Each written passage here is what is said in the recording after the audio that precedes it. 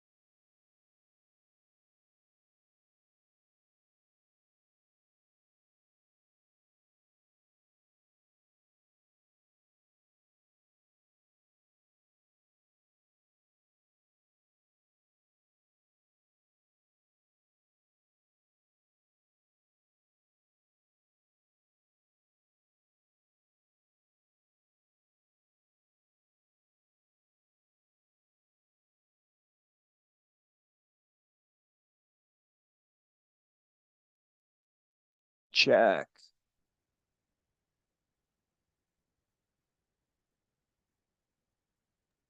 I can hear you. Cool. I did get a text Judy, whatever, she's liked the fact that I just forwarded the calendar entry, so they should have it. Okay. So I think they'll be there. Being recorded, I know, so I'll go away. Yeah, we are live on YouTube right now. Yep.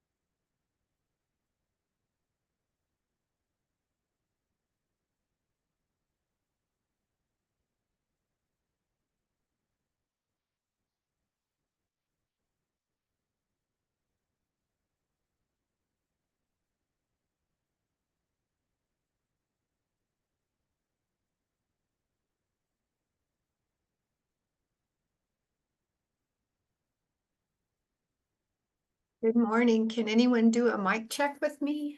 Good morning. Yes, I can. Oh, I can hear you. Okay, good. I just wanted to make sure and I can Yes. hear you fine too. Yes. Excellent. Okay, I'll wait then. Okay, that sounds good. Thank you so much. You're welcome.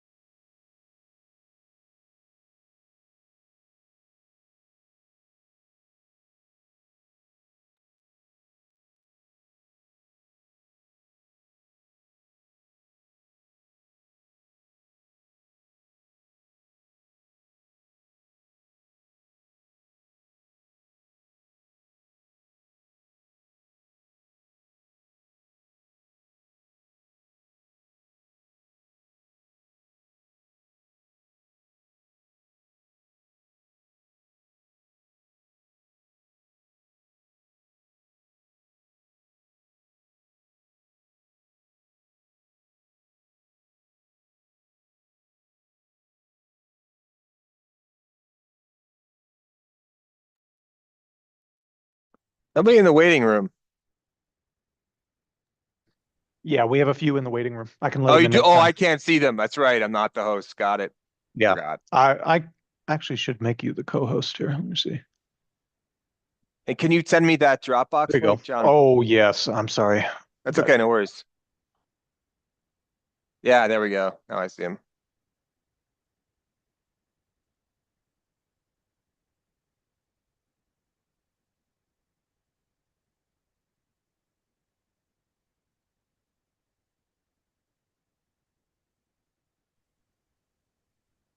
Okay, I just forwarded it to you. Thank you. Got it. That link should work. It's the same link that the parties have. Yeah.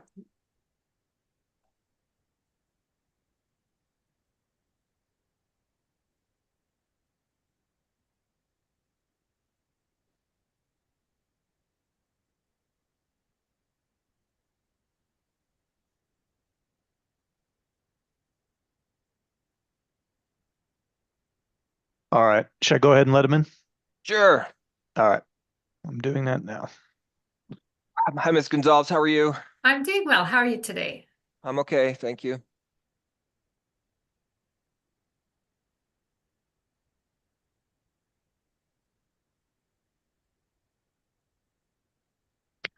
Good morning, everybody. Hope you all had a good Thanksgiving. We'll just give it another couple minutes or so before we'll get started. I don't see anybody here from the Department of Justice, so just to give them an opportunity.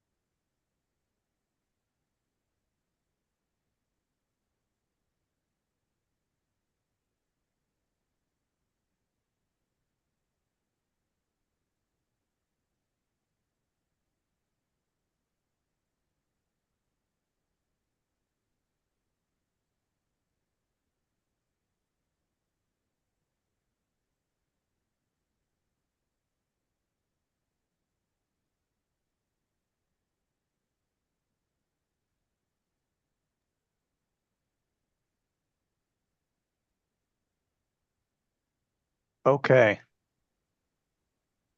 Well, good morning, everybody. It looks like we have all of the parties, if I'm not mistaken, so I think we can go ahead and get started. Ms. Gonzalez, are you ready to go on the record? Yes, sir. Okay, perfect. Okay, well, good morning. The time is now 9 a.m. We are now on the record. This matter before the New Mexico Public Regulation Commission will please come to order. This is the time and place set for the supplemental evidentiary hearing in the matter of El Paso Electric Company's application for approval to implement a time varying rate pilot program. This case has been docketed as case number 24-00113-UT. My name is John Kreinkamp, and I'm joined this morning by Christopher Ryan. The two of us are hearing examiners for the PRC who are co-presiding over this proceeding. This hearing this morning is being transcribed by a court reporter. For the sake of that record, I'd like to start with entries of appearances from the parties, starting with EPE. Good morning, hearing examiners. Can you hear me okay? Yes. Good morning. Carrie Olson on behalf of applicant El Paso Electric Company, and with me in the room is El Paso Electric Company's Deputy General Counsel, Nancy Burns. Okay. Good morning to both of you. Let's see. I believe Utility Division staff. Good morning, Ms. Ryan Friedman, representing Utility Division staff. Good morning, Mr. Friedman. Let's see. The New Mexico Department of Justice, Assistant Attorney General Gideon Elliott, I think. Good morning, Mr. Hearing Examiner. Gideon Elliott for the NMDOJ. Sorry, I joined a little bit late there. It's on the wrong messaging system. Actually, I think you were right on time. So All right. no worries there. And then last but not least, Coalition for Clean Affordable Energy. I believe that's you, Mr. DeSalem. Yes, thank you, Mr. Hearing Examiner, Charles DeSalen, representing Coalition for Clean Affordable Energy. Great. Well, good morning to all of you. Thank you very much for being with us this morning. Looks like we have, I'm letting in EPE IT support from the waiting room, looks like. Okay, so I think we have everyone. Just one, I guess, housekeeping note. Last week, we distributed the Dropbox link for the parties to be able to access all of the supplemental exhibits and testimony for this morning's hearing. I'm assuming everybody was able to access that without difficulty. Seeing no disagreement with that. I believe as far as witnesses are concerned this morning, we have 3 witnesses to testify from EPE, if I'm not mistaken. That would be George Novella, Victor Martinez, and then Dr. Sanem Sergisi. Is that right? How do I pronounce that? I think it's Sergishi. Sergishi. Okay, we'll try to remember that. And then I believe that we also have one witness for staff, Mr. Christopher Dunn, who's on the call with us now. And then I believe that Ms. Lane is available from the Department of Justice, if I'm not mistaken. Is that correct, Mr. Elliott? Okay, I see you nodding, so. That is correct. Okay, excellent. Mr. Elliott, just so that you are aware, at least as far as I'm concerned, and I think as far as Mr. Ryan is concerned, the only witness of those witnesses that I just mentioned that I'm not sure that I'm going to have a question for is Ms. Lane. So if she's just available in case questions do arise, that would be helpful. She is available. Okay, thank you. And we are also joined this morning by Commissioner Ellison. Good morning, Commissioner. Hi, good morning. Okay, so I believe that that's all of sort of the preliminary housekeeping items from the hearing examiner's perspective. Are there any preliminary matters or questions from the parties that we should address before we get started? Yes, I believe Mr. DeSalen, yes, you have your hand up. Yes, thank you, Mr. Hearing Examiner. I just want to mention one thing for the record. Commissioner Ellison's bench request from, I think it was September 24th or September 25th, included a question, I think it was question number 20, which actually included a mandatory requirement that, first of all, EPA was supposed to respond to question number 17, and then all the parties were required to respond to El Paso Electric. And through my own inadvertence, I didn't recognize that that was a mandatory requirement for all the parties. We did not respond. As you know, we do not have an expert in this matter, and we do not take a position on that question. So there wasn't really much for us to say in response. But I just wanted to get it on the record that, first of all, I do apologize for not following the letter of the order, and just letting you know that we do not take a position on the issue. Thank you. Okay, thank you, Mr. DeSalen. I appreciate that. Any other preliminary matters or questions to address? Mr. Hearing Examiner, I just had one brief question. I Yes, believe where we left off with the various orders is Mr. Carrasco was excused from this hearing, but we do have his supplemental testimony marked as an exhibit to be admitted into the record. I don't know if you want to do that at this time or if you'd prefer to do it at a later time. Yeah, I think we can address that now. Is there any objection from any of the parties? I know this is an unopposed stipulation, but just for the record, is there any objection from any of the parties to admitting EPE Exhibit 5? That would be the supplemental direct testimony of Manuel Carrasco. Okay, I don't see any objection, so we'll go ahead and admit that into the record. Thank you. Thank you. Okay, seeing nothing else that we need to address before we go ahead and get started, then I'll turn it over to EPE and you can call your first witness. Well, sorry, hearing Derek Ryan, can we just, I see George Novella is there, and I presume that means that desire is to have him testify. As you all are aware, commissioners have to do a lot of stuff apart from attend hearings from time to time. So Commissioner Ellison, was there a particular witness you wish to speak with, and is your time availability limited in any way? Well, I'm happy to take your lead on this, Mr. Ryan. I do have a appointment afternoon, but I may just listen in and jump in as appropriate. All right. Well, I mean, I'm only just, well, I mean, for my purposes, I'd like to speak with witness Sergici, and I don't know if I said that correctly either. But what was the what's the plan, Miss Olson? What was the idea of the order of the witnesses? Mr. Hearing Examiner, we had intended to present the witnesses and the order the exhibits are marked. So Mr. Sergici would go last. yeah, but I believe that Dr. Sergici is available this morning. And we could have her join the meeting now if you prefer her to go first. Commissioner Ellison. Yeah, I'd be, happy to start with Mr. Novella. I mean, maybe there'd just be a few questions and we could proceed to other witnesses. Would be, what if we did it's Ms. Sergici, I take it. We're saying, is that correct, Ms. Olson? Well, technically it's Dr. Sergici, but she is a woman. Doctor. Yes, okay, I'm sorry. That's fine. Yes, what, can we do her next? Then, I guess is my question. Sure. Is that okay with you, Commissioner Ellison? That's fine with me. Good. All right, back to EPE. Mr. Hearing Examiners, so EPE would like to call its first witness, Mr. George Novella. Good morning, Mr. Novella. Ms. Gonzalez, if you would swear in the witness. Raise your right hand, please. Do you solemnly swear the testimony you're about to give will be the truth, the whole truth, and nothing but the truth, so help you God? I do. Thank you.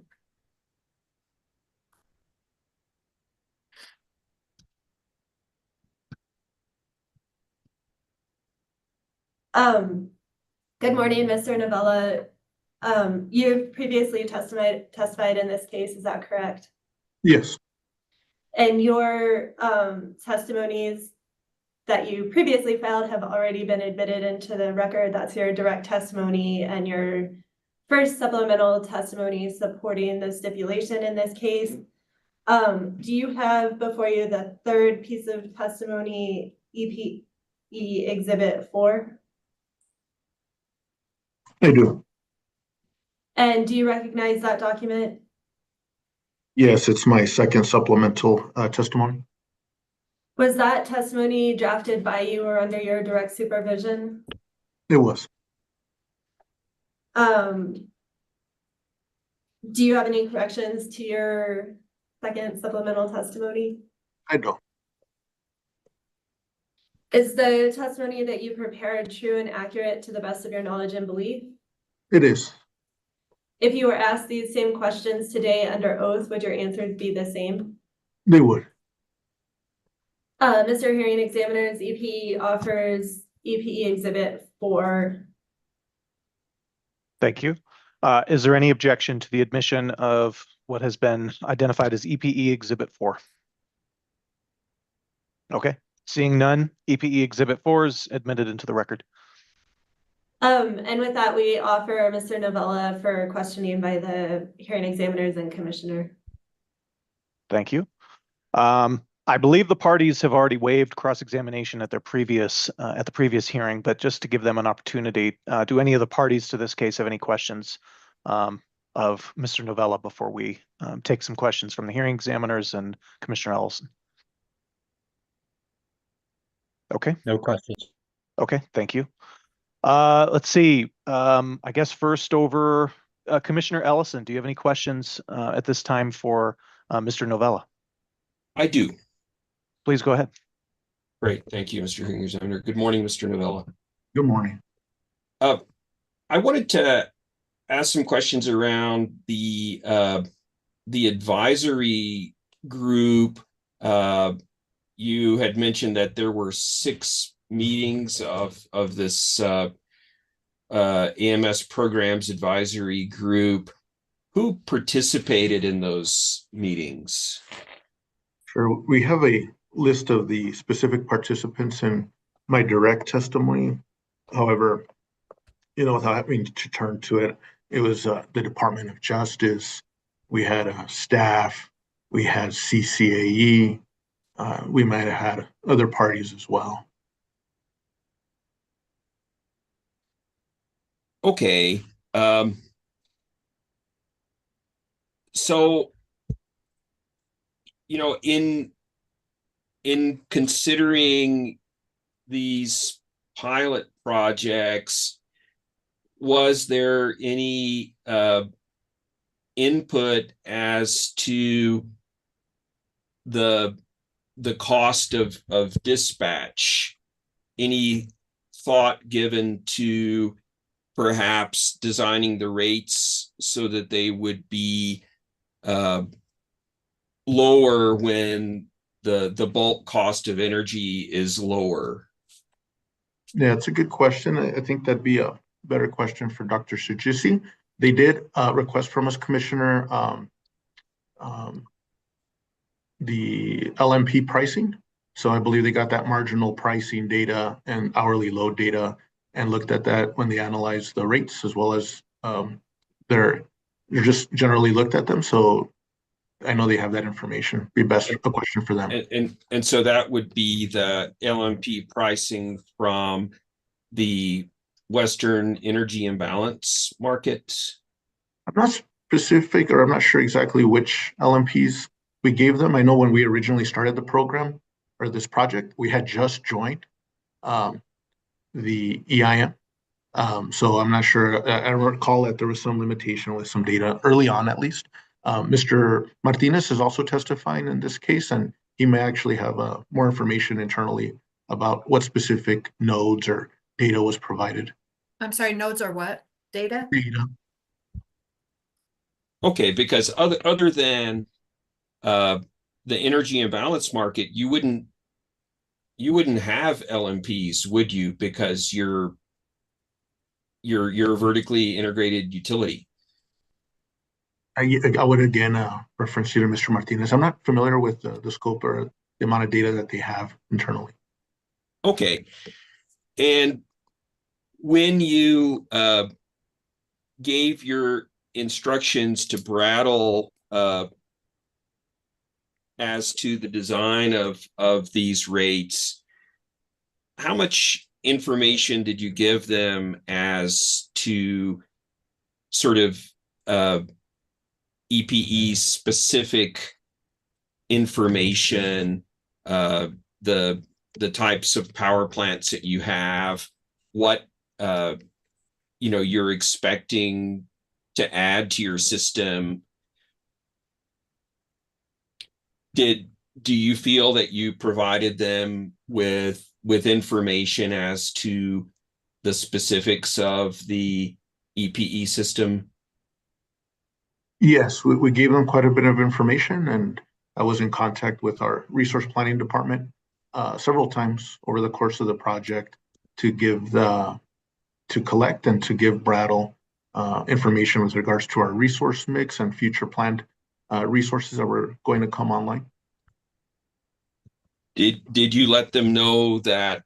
Well, first of all, let me ask: do you anticipate curtailment due to the level of solar energy from utility scale solar on your system? That'd be a question best for Mr. Martinez. He answered the curtailment questions. Okay. Questions. Okay, that's fine. Did anyone, in your view, on the this AMS program advisory group have expertise or experience in time of use rates? Yes. Would that have been from EPE or staff, or what party might have had that experience? I definitely saw a broad understanding and knowledge base on time of use, and even taking it further beyond just time of use or time of day into dynamic pricing. Specifically, Miss Lane had quite a bit of expertise and knowledge about what she's seen nationally. So she brought that breadth of work and information into that back and forth. Also, staff witness Dunn had a lot of information with regards to the time of day pricing and knowledge with what EP's done with its existing time of day rates. And so, yeah, I definitely saw quite a bit of knowledge from the Okay, different parties. but to be frank, EPE hasn't done much to date with the time of day rates for residential customers. Would that be a fair assessment? I wouldn't agree. I would say we implemented time of day rates a couple of years ago, and we've done some pretty intense marketing campaigns that we still have. Like, if you were to go to our website right now and look at our tariffs for residential in New Mexico, you would fall into a landing page trying to steer you towards time of day Right. rates. How many customers do you have, residential customers on time of day rate? We don't have too many. We have probably just a little bit north of 100. Okay, and that's out of how many residential customers? I'm not sure the count, but yeah, it is very small compared to our overall New Mexico residential count. About 100,000 or so in New Mexico. Would that be a fair? Yeah, I believe that'd be close, 80 to 100,000. Okay. Okay, great. Thank you. You're welcome.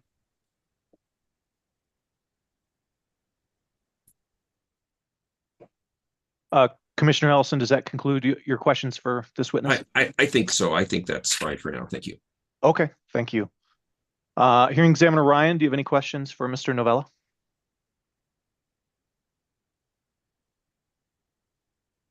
I was muted. Just a couple, I think. Mr. Novella, I went back to your direct testimony here just to make sure I understand your role at EPE. And it says, I'm just reading from your direct, and I understand these things appear pro forma in these testimonies. Load research and data analytics, preparation of long-term customer energy and load forecasts. And the question I have for you is, and I was going through EP's last IRP to try to find this information, and I couldn't identify anything, and maybe you can just help me. I'm doing in the background the abandonment of Newman 1 and RG7, and so I'm working on that project simultaneously, just thinking about sort of resource projections. And as you may or may not know, in that case, there's questions about, at least staff's position there is, well, the resource procurements don't look promising, and therefore, there was opposition to the abandonment. And I'm not here to talk about that as much as to say, I was trying to get a clear picture of EPE's projections as far as where you see time of day rates functioning in terms of capacity planning and what load serving you're going to have to do. And if in fact EPE's has any assumptions built around, we're going to shed so much load through time of day rates. Can you speak to that subject at all, sir? Yes. So in terms of our overall forecast, we don't have in our baseline projections any adjustment for future changes to rates. So, for example, if we were to come in with a mandatory time of day rate option, that's not in our forecast projections for a couple of reasons. First, that's why we're doing this pilot to gain some knowledge and information about which pilots work or don't work, so we can make a better offering to our overall population of customers at a future point in time. Now, what that rate option will be and when they will take place, it's yet to be determined. But I am a proponent of eventually we need to come in and make that proposal. I just don't know what that proposal will be and when it'll take place. And then another layer to that is other parties may not be in agreement with that proposal.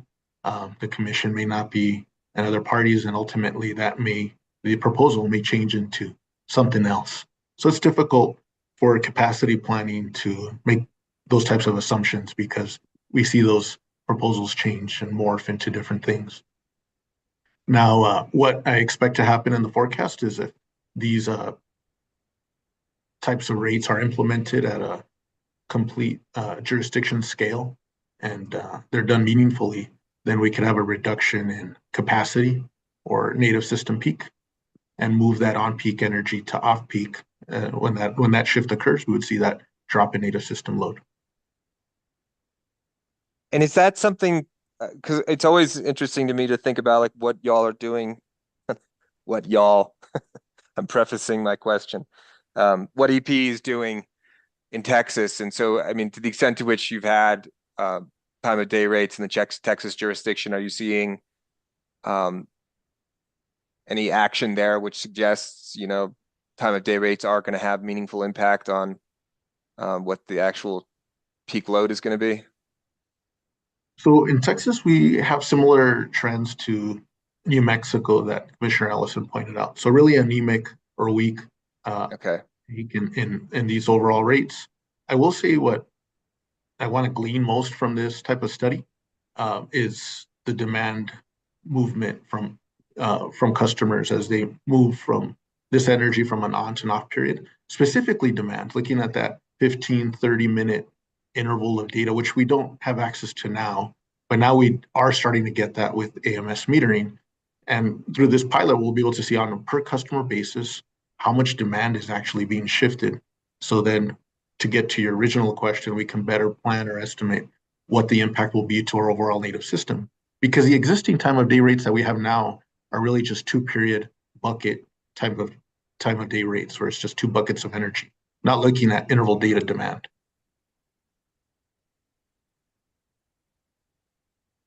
And is it the case too, I mean, just, and I'm really having it's an honest general question.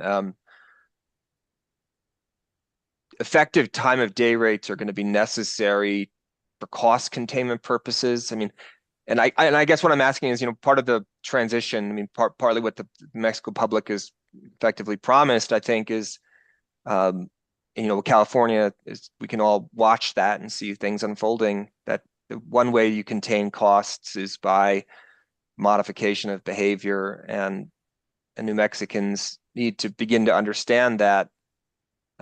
Is that a correct assumption on my part? That's part of the plan here? That's correct. It would really lend itself to helping manage costs, especially if electrification, you know, we all see it growing, but if it really takes off, then we could reduce our amount of investment in plant and say, move that to off peak. And then we're using the same or less resources and spreading out the costs over more kilowatt hours for those kinds of plant investment, and therefore reducing overall cost to our customers. And that the reason I'm sort of just started there was because then the thing I read in, and I want to just get your take on it, the portion of Dr. Sergishi's testimony that kind of surprised me was when she was indicating that uptake of these types of programs, and I presume she was referring to time of day rates, are slow.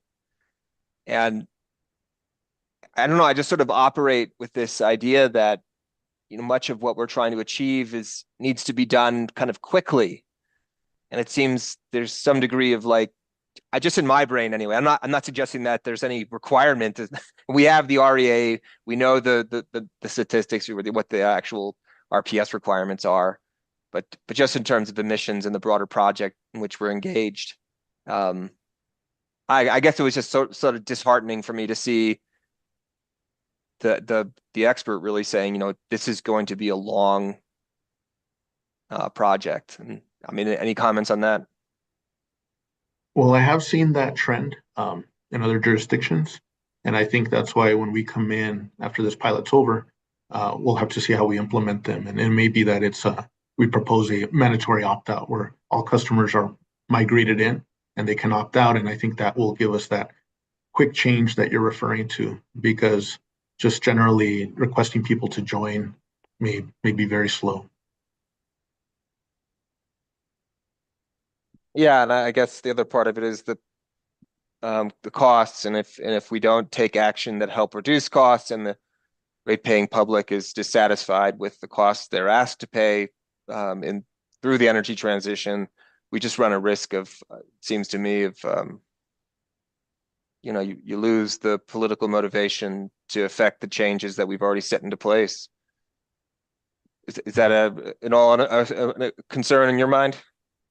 Yeah, especially with this customer group that we're looking at, residential. I mean, they have our lowest load factors, right, in the 30s. So I think there's a lot that our customers, ourselves, and everyone else can gain if we're able to help these customers move load from an on to an off peak period. There's a lot of value there for everybody. All right. Well, thank you, Mr. Novella. That's it for me, Hearing Examiner Camp.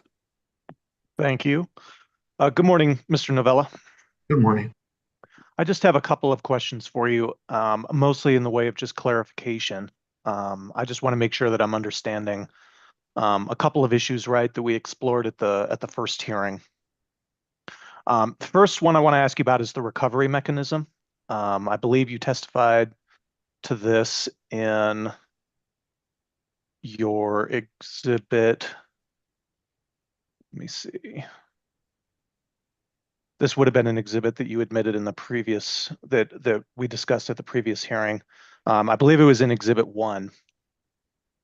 This is the supplemental testimony that you filed in support of the unopposed stipulation. Okay. And specifically, this would be on pages 6 and 7. And my question is more just making sure that I'm understanding, because there's legal questions that we can explore with counsel and whatnot, but I just want to make sure that I'm understanding this right. So when I'm speaking about it, I'm doing so correctly. So my understanding with respect to the cost recovery mechanism in the unopposed stipulation is we have this cost estimate for the pilot program of $908,800. And what the stipulation would do, if it's approved by the commission, is that the commission would determine at this time that that those costs are reasonable. Is that correct? Yes. Okay. And any costs in excess of that, essentially the reasonableness of those costs would have to be determined at a future rate making proceeding. That's correct. Okay. All right. All right. And so then just to put a fine point on it, so that cost estimate of $908,800, it's not that they're presumed to be reasonable. We're making a determination at this time that they are reasonable. Yes, that determination is happening here for the 908,000. Okay, perfect. Just want to make sure I understand that. And then my other question for you was with respect to critical peak pricing. And so I think I asked you maybe some questions about this at the first hearing. I know I asked questions to Mr. Carrasco at the first hearing. We got some testimony from Dr. Sergishi in her testimony about it. And again, just so that I'm understanding this correctly. So what I'm getting at from your answer in your Exhibit 4, so your most recent supplemental testimony. This is on page 11 is your answer. EPE will be calling a critical peak period event when the grid is constrained, severely constrained. Let's say it's a really hot day and people are running their air conditioning. That's when you would essentially be calling one of these critical peak events, correct? Yes. Okay. And so you're not going to, over the course of the pilot, you're not really calling them at random sort of to test how customers respond. You're calling them because your grid is actually severely constrained. And that's a good question. I think as we run this and it goes to full scale of the overall population, we're definitely going to be calling them based upon how you just described the situation to be, where we really need that load because there's something wrong going on with the system. Now, during the pilot phase, it may be that we want to pilot or test a few more event days. So I can see in a pilot strictly phase only, where we're calling these events on days where maybe the system's not severely constrained, because the reality is at a pilot level, you only have very few customers on it. So you're not going to get a lot of load or capacity to meaningfully help us when it's strictly a pilot. So Okay. maybe towards the end of the summer, we want to call a few more event days, test certain days of the week, those kinds of items. Okay, that's helpful.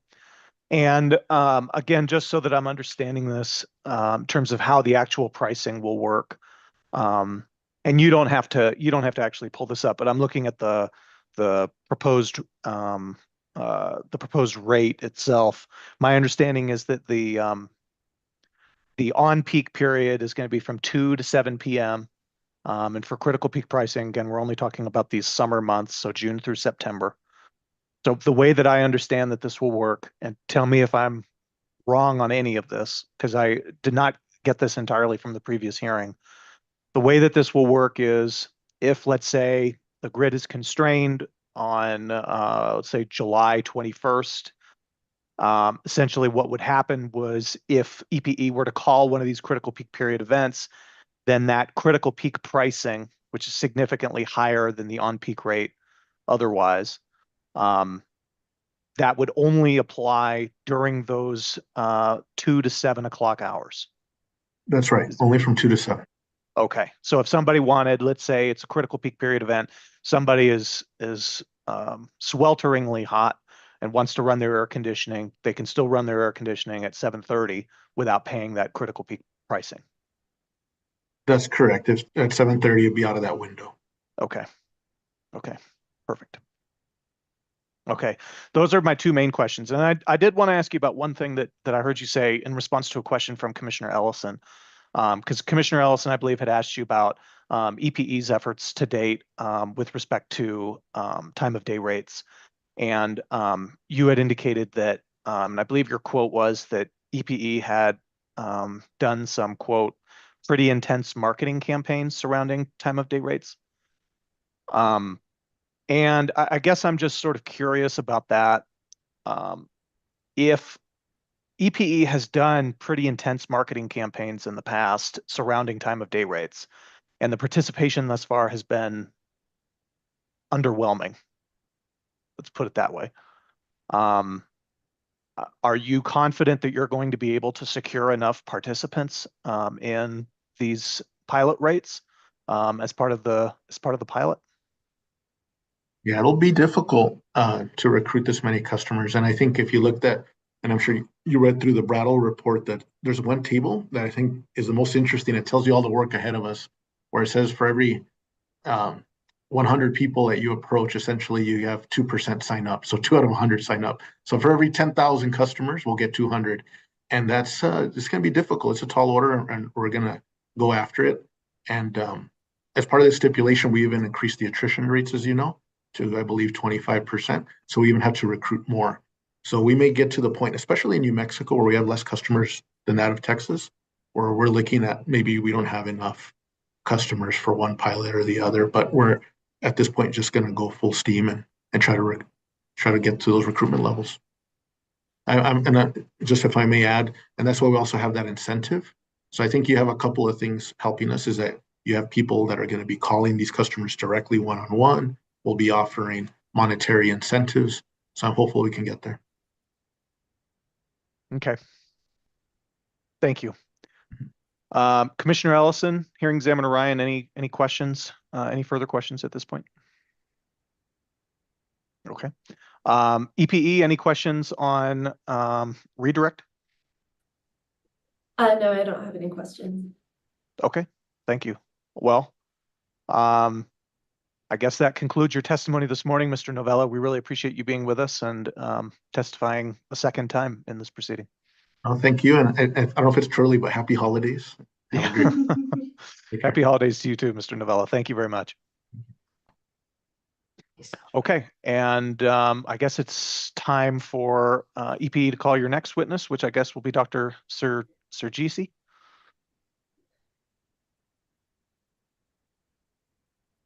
That's correct, if the court reporter wants to swear her in. Raise your right hand. Do you solemnly swear the testimony you are about to give will be the truth, the whole truth, and nothing but the truth, so help you God? Yes, I do. Thank you. Good morning, Dr. Sargishi. Can you please state and spell your full name for the record? Good morning. Sanem Sergici, Sanemsergici. And can you please state your current profession? I'm a principal at the Brattle Group, an economics and management consulting firm. And apologies to the court reporter for jumping around a bit, but we're going to go now to EPE exhibit number 7. Do you have that before you? I do. And do you recognize that document? I do. And sorry, just to back up, you have not previously submitted testimony in this proceeding, is that correct? Yes, that is correct. And is the your supplemental testimony marked as EP exhibit number 7, was that testimony drafted by you or under your direct supervision? Yes, it was. And are there any exhibits identified on the table of contents for your supplemental testimony? Yes, I believe there is one exhibit, which is my resume and qualifications. Do you have any corrections to your testimony? No, I do not. Is the testimony that you prepared true and accurate to the best of your knowledge and belief? Yes, it is. And if you were asked those same questions here today under oath, would your responses be the same? Yes, they would. Mr. Hearing Examiners, El Paso Electric offers EPE exhibit number 7 along with the accompanying exhibits. Thank you. Any objection to the admission of EPE Exhibit 7? Seeing none, it's so admitted. And at this time, we tender Dr. Sargishi for examination by the hearing examiners and the commission. Thank you. Again, as I understand, the parties have waived cross-examination, so I believe that takes us, Commissioner Ellison. Do you have any questions for Dr. Sargishi? I do, but I'd be happy for the hearing examiners to go first. Okay. Hearing examiner Ryan.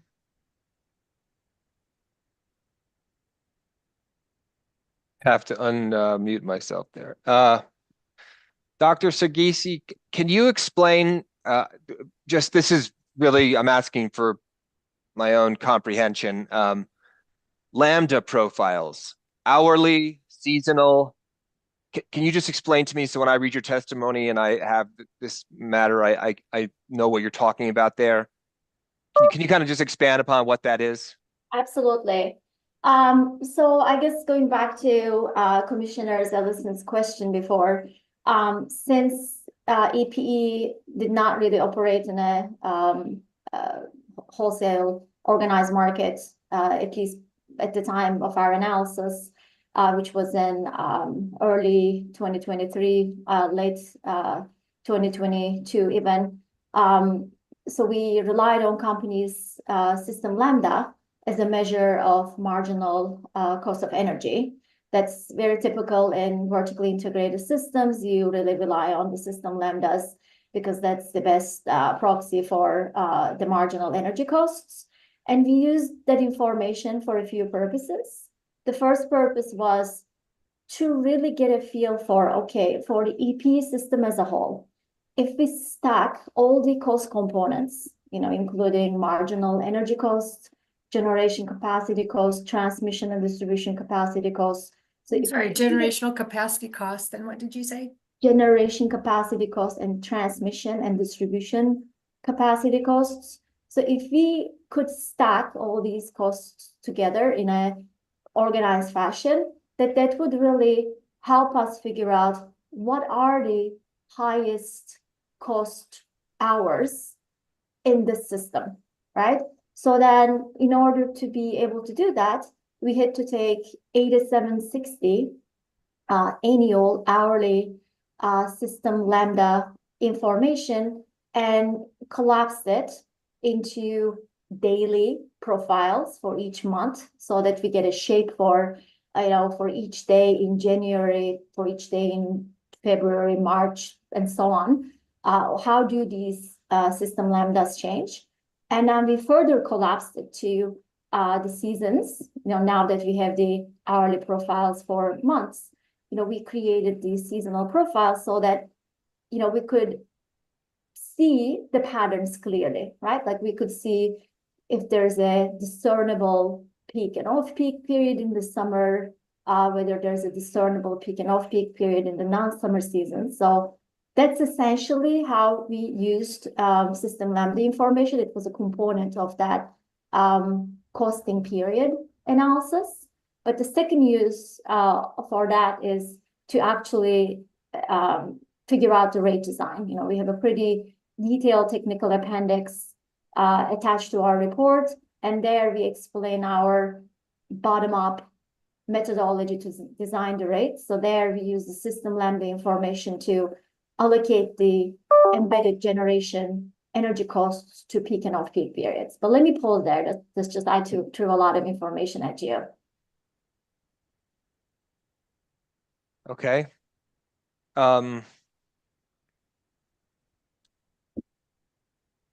In your supplemental testimony at page 7, you indicate if one assumes operations start, well, whatever, I don't want to read it all. This is the curtailment question. And as I was reviewing this testimony, I was the assigned hearing examiner in 190099. And there was questions raised by Commissioner Fishman at that time about curtailment.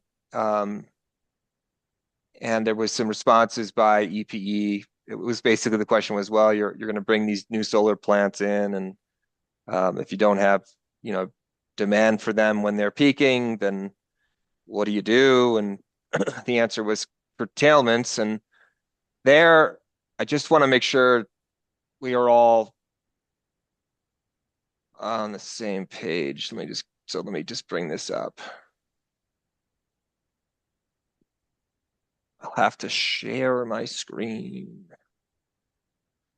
One there. So this is actually the certification of stipulation. So I wrote this, and I took a chart that was in testimony.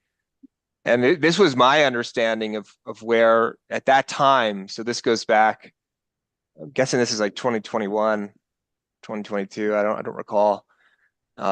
This is what was represented as the pro rata allocation of curtailment for its renewable resources.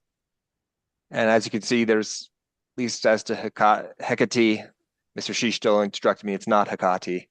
Hecate and Buena Vista, those are significant. Well, the percentages are high, but the curtailment seems high too, 61,440 megawatt hours. So I just, was this information you had, or am I misunderstanding whatever this may be suggesting? I mean, has EPE's position changed, or? Yeah, so I have not seen this information before in this form that it was presented, but what we have done is we've essentially took these nameplate capacities for the solar generation that was installed at the time of our analysis in EPE system. And we, then EPE also gave us the production profiles associated with those solar units. And we created a net system load using those solar generation profiles. And in no hour, that net load profile was negative. So, and company's witness also, Victor Martinez, has confirmed that during that time period, none of the solar generation assets were curtailed. So that's the information that I was presented. Okay. And then the only other document I wanted to show you was I'm assuming the answer will probably be the same. This was 220093. This was another document in which Mr. Martinez actually was discussing curtailment, and I think you can see that here, planned solar energy curtailments by 2025, and I believe that's noting 43,625. But I guess what you're telling me that is, as far as you're concerned, when you were provided the data and then you all independently assessed it, you do not see the utility having to engage in curtailments. That's correct. Okay.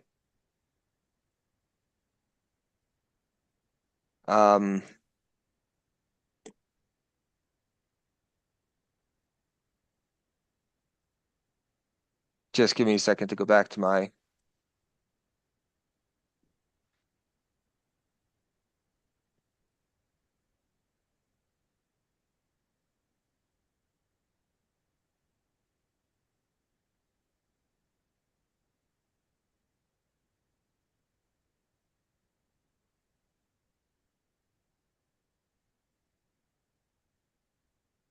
I was speaking with Mr. Novella a moment ago, noted your statement and testimony. It appears in your supplemental at page 22. You write, it takes a significant period of time for participation numbers to reach levels such as 10 to 20% of the eligible population. And I just was curious if you could expand upon what does the word significant period of time mean? Yeah, no, that's a great question, hearing examiner Ryan. So that statement really refers to an opt-in introduction of these rates. So obviously there are several ways of introducing time varying rates. They could be opt-in, in which customers voluntarily select one of these rates that are offered.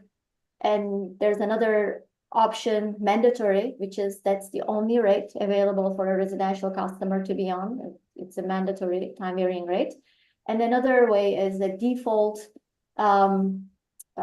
approach, where the customers are moved to this time varying rate, but they have an option to opt out of the rate if they decide that that rate wasn't for them. So there's a rate that they can opt out to, which is typically a flat rate, or in some jurisdictions it's an inclining block rate, and so on.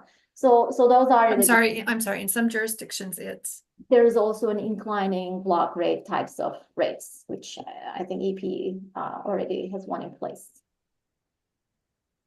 So when I talk about when it takes a while for participation to reach to levels such as 10 to 20%, I talk about those jurisdictions which deploy their time varying rates on an opt-in basis.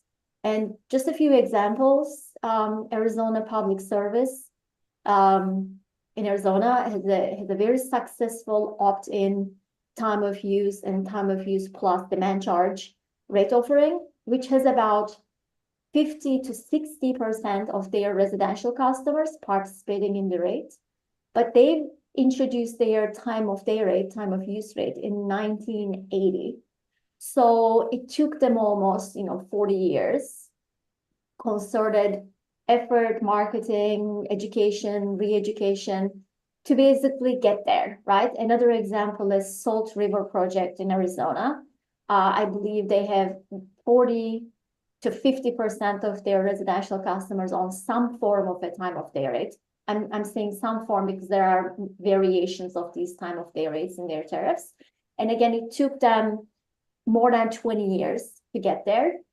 There are other examples like Oklahoma Gas and Electric. It took them, I believe, 15 years to get to 15-20% of their customers to be on this variable peak pricing rate that they offer. So the point is, if the commission eventually decides that EPE should offer these rates on an opt-in basis, that we should all expect that it's going to be a while until there's a critical mass of customers who are on these rates. And that matters because we want these rates, not only because we want to give customers choice, but we also rely on some of the system benefits, like avoided generation capacity costs, improving integration of renewables, avoided T&D capacity costs and so on. So for those benefits to materialize, we really need a significant number of customers to be on these rates.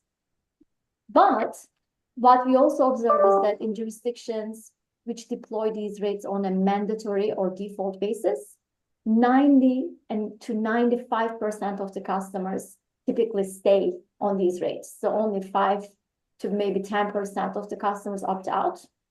So essentially, you have 90% of the customers on the rate, and you achieve system benefits a lot more quickly compared to an opt-in scenario. Okay, that's very useful information. And I guess, and I don't know if I recall, and I apologize if this is in. I mean, are you familiar with what EPE's long-term plan is, and do you understand it to be that they propose to offer a mandatory opt-out time of day rate in the future? I mean, I believe they haven't formed their plans at this time. They're really looking they're going to look at the outcome of this pilot, because I just want to highlight one thing. So I use the terminology time varying rates when I talk about this pilot, because time of day rate is only one flavor, one type of the time varying rates. There are others, right? So there's the critical peak pricing element. I mean, there's even a peak time rebate component, which we have evaluated with the AMS stakeholder group and decided not to test in this pilot. There are variable peak, like there's just so many different flavors of it. And eventually the AMS stakeholder group decided that the ones that we included in the pilot are really worth pursuing further. So my I'm sorry, the ones that we included in the pilots are worth pursuing further. So I guess what EPE is wanting to do is to just go through this pilot. First of all, test hopefully these 3 different flavors of the time varying rates side by side, and take all the learnings, which one of these rates are more effective in terms of reducing peak usage on a per customer basis. So we could do some math in terms of, okay, if we did the default deployment, if 85–90% of the population participated, what would it mean from a system perspective?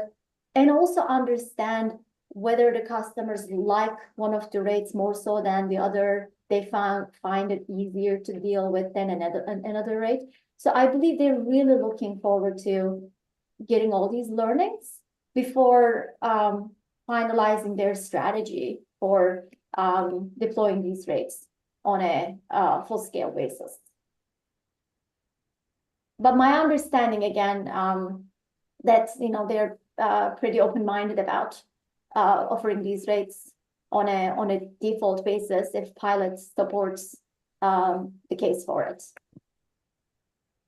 And I appreciate the distinction between the time of day and time varying rates. It's a good point, and understand why you clarify that it's important to speak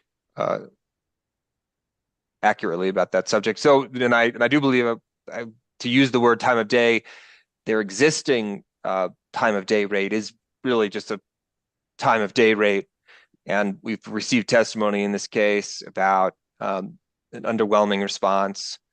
And I'm wondering, and hearing Examiner Kreienkamp ask a question earlier about, if you've Mr. Novell indicated we did do outreach. I forget what the exact words he utilized in that instance was, but in any case, he said there was efforts made and they apparently haven't succeeded. Do you have any judgment about why that is? That it would be useful to the commission to understand? Yeah, so I mean, I didn't look very carefully or closely into all the marketing efforts associated with the existing time of day rate, but I had a few conversations with the team, and I've seen a few of the email outreach materials that they've shared with the customers to just, again, interest them in this TOD rates, and they all looked to be pretty useful and meaningful to me. But here's a distinction. So when you do a pilot and I believe this is also what EP is planning, you get a lot of opportunity to do market research. You would do focus groups, you design marketing materials and figure out the messaging that the customers really tune into. Some customers really interested in these rates for the bill saving opportunities.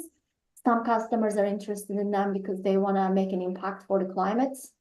Some customers are interested in it because they care about not having outages. If you tell them that, look, help us help you make sure that we manage the system reliably, that's the message that resonates with them.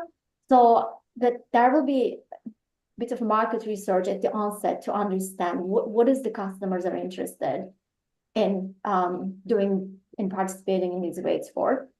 Then there are also really other effective ways of marketing these rates to the customers. Just I've been actively involved in these efforts over the past 15 years, and at this time we have a lot of best practices around what works for customers and what wouldn't. So I think those practices may further help. But I think, as Mr. Novella mentioned, I also think that the pilots would hopefully have a higher participation rate, because customers know that they can opt out anytime they want to. There is that 1 month of a hold harmless provision that was introduced as part of the stipulation. So they might just say, you know what, I'll do my best. But if it turns out that things get out of control, or if I had a bad month, if I really get hit with a large bill, that I always have a way out. So I may be willing to try this. So again, I am cautiously optimistic that the pilot outcome is going to be a lot more exciting in terms of the participation numbers compared to the existing rate. And again, I do not have a ton of information to offer on the existing TVR rate, but I also have to say that I'm not too surprised, because there are many jurisdictions like EPE that have an opt-in TOD rate with very little participation, and they're all marketing, some of them targeting customers, and that opt-in is a difficult way to reach the scale if the goal is to reach the scale for a time of day rate. New Mexico, as you may know, has challenging socioeconomic problems. It's a state that has limited resources, and many of the citizens here also function with limited resources, unlike other larger metropolitan areas of our country. And I guess I'm wondering, as you were helping forge this pilot, were you actively considering how best to integrate low-income customers into time of day rates or time varying rates? And is that a feature of this plan? Yeah, great question. So this was a big discussion topic during the AMS stakeholder meetings. So for that specific point that you're making here, Examiner Ryan, so we introduced a separate treatment cell in the pilot, so that we will have a group of low-income customers on the 2-period TOD rate to specifically study their responsiveness to these rates. And also, they will complete surveys. There could even be focus groups to understand their participation and interest in these rates at the beginning. So there's a plan to just get a lot of insights into low-income customers' interest in these rates. But if I could offer an anecdote, I got the chance to sit in on some of these focus groups as my utility clients, market research clients are undertaking these focus groups. A most recent example is from Puget Sound Energy in Washington State. This low-income customer focus group was the group who was the most excited about the time varying rate offering that PSC was trying to pursue, because they really cared about, as small as savings could be, they really cared about the potential savings that they could achieve, and they brainstormed about the ways that they could achieve those saving goals. So there, oftentimes we have preconceived notions about what low-income customers would do and would not do. But my point, and I've seen evidence of this, is that we should be open-minded about how these rates may also benefit our low-income customers, and they may also enjoy the possibility to achieve further bill savings. Yeah, no, I appreciate that. And the PNM rate case, the filing there, the rate design witnesses effectively say they cannot correlate much in terms of income. I mean, effectively what they tell us in their filings are, we don't see any clear patterns at this point. So I suppose in some ways it's refreshing to hear that for the obvious reasons, low-income persons would be most motivated to get the most utility out of time varying rates because it has significant impact for them.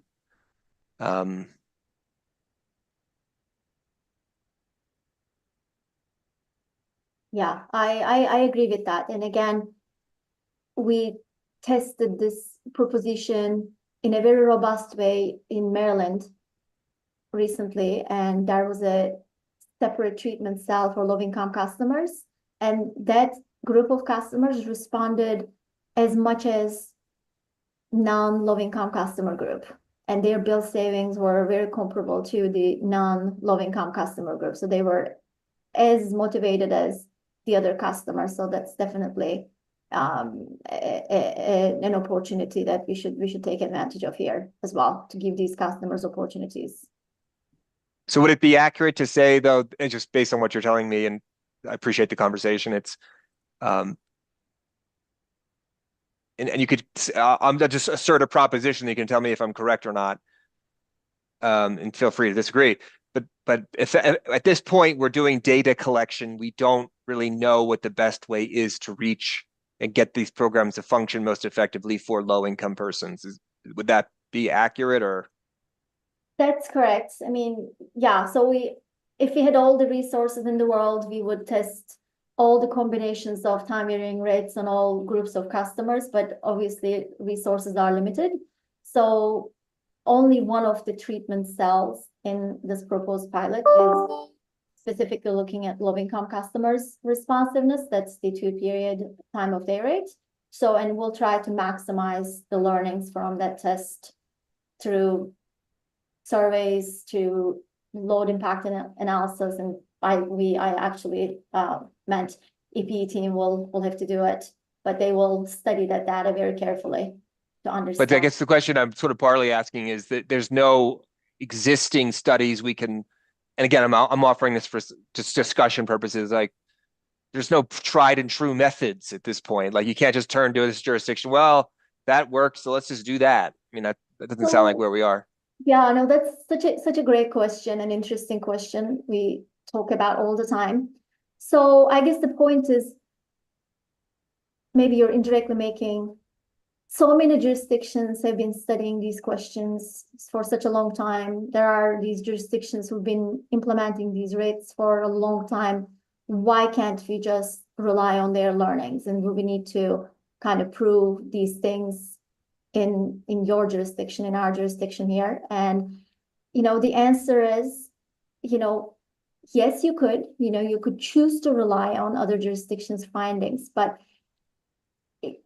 each jurisdiction has its own unique circumstances, and they are not really knowns. Your customers may respond differently because of the combination of economy, climate, trust factors with the utilities, and there are all kinds of uncontrollable factors at play that I think that it would be a leap of faith to just jump from not having a lot of history of understanding, implementing these rates in New Mexico to just offer these rates to the full population, just trusting on the impacts from observations from other jurisdictions. Again, it could be doable. It's just that I find it to be a risky endeavor. Yeah, well, yeah, and I understand the point exactly, and I guess I really wasn't suggesting that I understand what you're saying where we can look to other jurisdictions but you have to know what's going on within your specific jurisdiction. I guess my point really ultimately is I think oftentimes here at the commission, we forget just sort of that we are in a very privileged position to be able to maybe kind of like chart a path on stuff specific as to low income customers, because we have a lot of low income customers in this state, and it's not just EPE, PNM as well.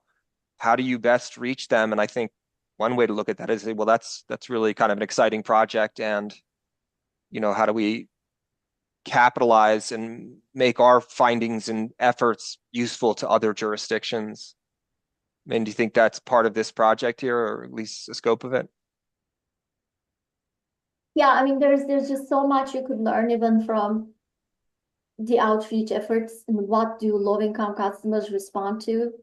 What kind of message that they respond to? Do they respond to calls more so than the emails? Do they call customer service lines more so than other customers, so that you could have, trained customer service representatives to know and understand low-income customer energy insecurity issues? So there's just, again, so many different insights that you could get from this pilot that you could use for a very successful full-scale rollout.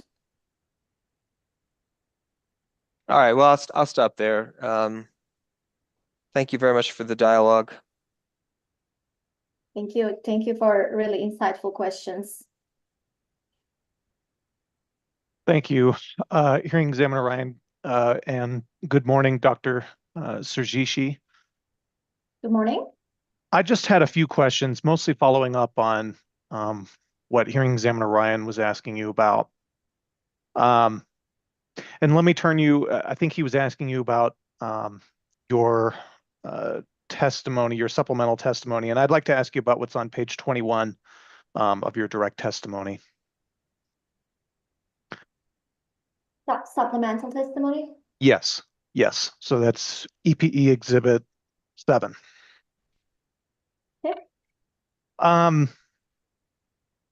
So one of the last questions that Hearing Examiner Ryan was asking you, just in terms of sort of the lessons that can be gleaned from other jurisdictions or other service territories and their experience with time varying rates. I wanted to follow up with you about that. I mean, my understanding is that Brattle has been involved with the design of these rates in a lot of other service areas. And what I'm curious about is, do you have any examples, or is there anything that comes to mind in terms of, maybe different, if we take one given sort of class of ratepayers, right, like the residential class, do you see in practical terms, members of that class or that general class responding very differently to these time varying rates across different service territories? I mean, have you seen that in practical terms? So it really depends what you mean by a response. I'm assuming you're talking about the load impacts, perhaps the peak impacts. Yes. So there is a lot of convergence in terms of the load responsiveness. So we have compiled data from about 400 different treatments over the past 2 decades, and we basically correlated peak to off-peak ratios offered in a pilot to the quantified peak impacts from those pilots and programs. And we have established a sort of increasing at a decreasing rate for the customer responsiveness. So in other words, we have a database that could tell you today for a 4-to-1 price ratio, what could be the expected peak impact for an average residential customer of these like 400 different treatments coming from 80 different jurisdictions. So, and then there are obviously a lot of outliers, but this is kind of the average point of it. So I guess to directly answer your question, there is some great convergence, but there are also a lot of surprises that you observe. Just most recently, Nova Scotia Power, we helped them design the pilot. and they are now in the third year of their pilot, their customers' responsiveness are a lot higher than what would be implied by the price ratios that they tested and what we would get from our quantified relationship. So I don't know if that answers your question. I mean, on a general basis, yes, there is some convergence, but once in a while we see these surprises coming from different jurisdictions if they go ahead with their own pilots. Okay. And so the benefit of making sure that, let's just take investor-owned utilities, each IOU, does these pilots is to make sure that they have some sense of whether or not their ratepayers are going to fit sort of what you described as that convergence versus being an outlier. Is that the idea? There is only one aspect of it. I mean, the other aspect is that, pilots are not just useful to quantify those impacts. Pilots are useful to also for the company to go through this major effort in a much smaller scale so that they could test their organizational readiness, their back office support functions, their billing system. So this gives them the opportunity to, if there will be mistakes, if there will be mishaps, that to do those in a much smaller setting so that they could take learnings out of it and not repeat them on a large scale. Because, I mean, unfortunately, or there's just only one chance at giving a go of these time varying rates in a jurisdiction. If it goes wrong, it will take a jurisdiction years and years to erase that memory and start anew again. That has happened in Washington State with Puget Sound Energy. They offered a time of day rate in early 2000s for 300,000 customers, and it did not go well. So they had to pull the plug on it. And then they had to wait for about 15, 20 years before giving it another try because the customer memory was still there. People remembered time of day rates as something that led to higher bills, and it created a lot of lashback at the time. So I guess the point that I'm making is that the load impacts is one aspect of the learning. The other aspect is this whole, how do we more effectively market these rates? Which one of the time varying rates our customers like more? Which communication strategies work the best? Are we ready internally in training our customer service reps so that they could answer the questions more effectively? Like a whole list of things that you could learn in this pilot. Okay, well, let me ask you this then. So if you look at page 20 of your testimony, you talk a little bit about sort of the load impact evaluation study that EPE would do sort of at the conclusion of the pilot. And one of the questions that occurred to me is, let's say we go through the pilot and EPE gets the data back, and unfortunately, the load impact is not quite what EPE was hoping for or what it might have expected. Before EPE then rolls out these time varying rates, and I should be clear, before they would do that, I guess, by default or on a mandatory basis, because they already have time of day rates.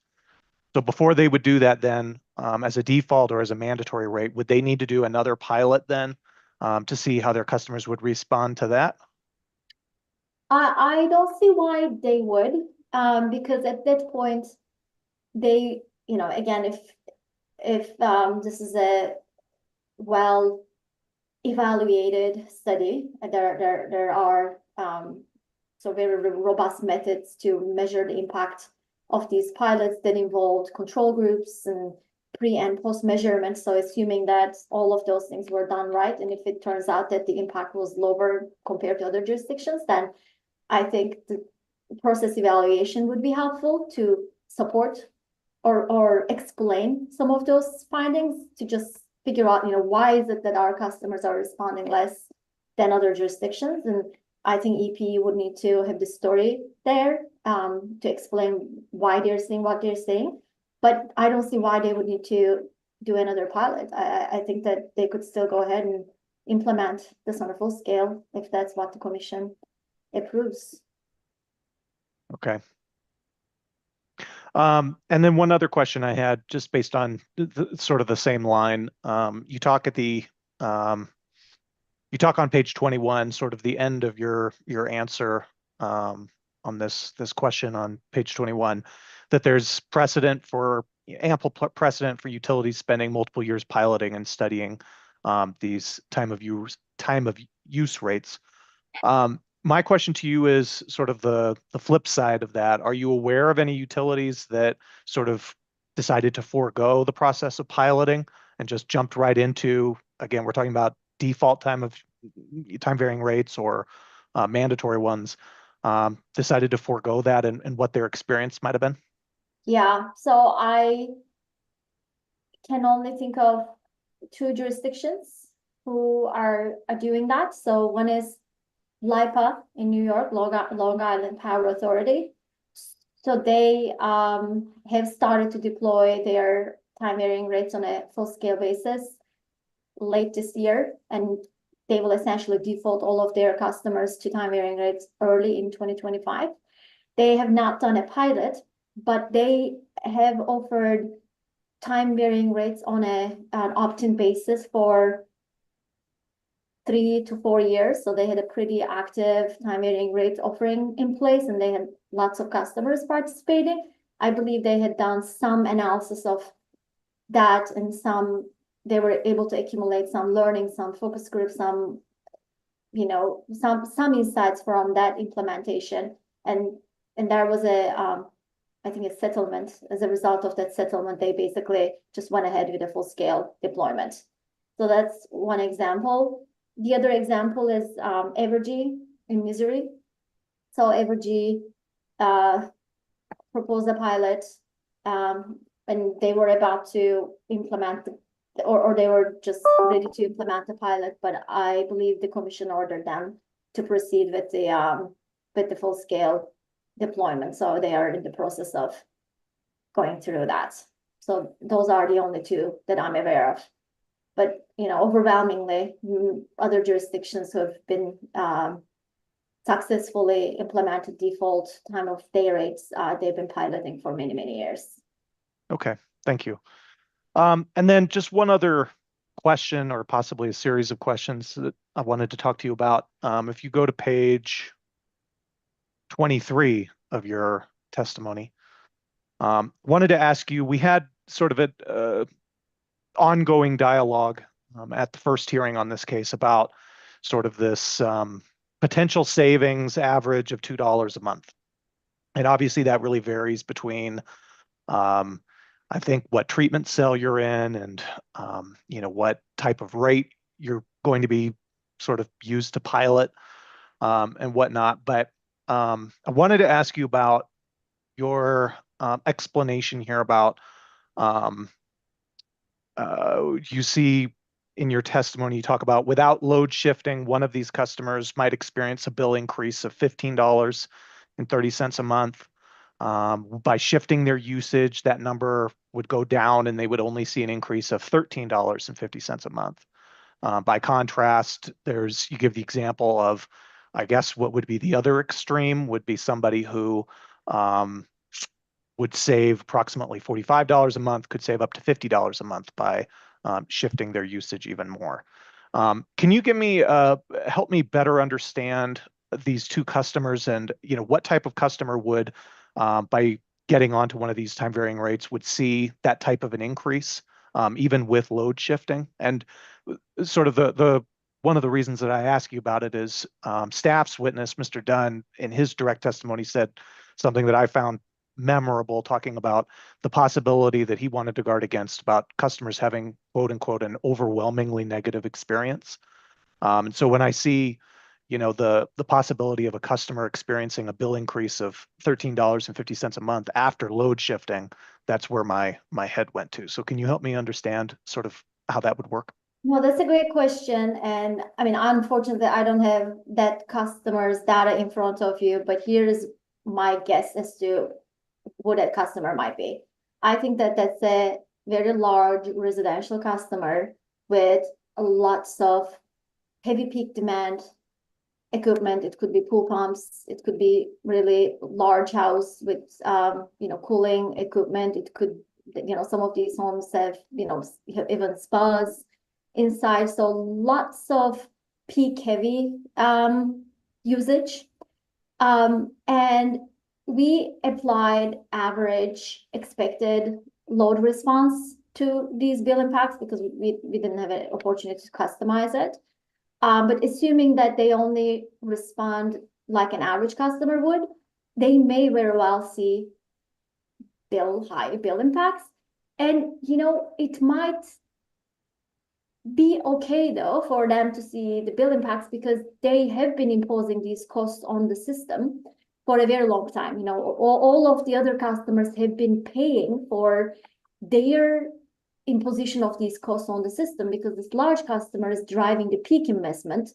And for the longest time, they have not been paying for their fair share. So now this is an opportunity to fix that, unfairness. So obviously that will create maybe a initial lashback from this customer, and they would be angry and call customer service representatives. And that's why it's so important to educate these folks at the call centers to be able to basically pull up the customer's data and to be able to just tell them, look, you're on this rate and on this rate.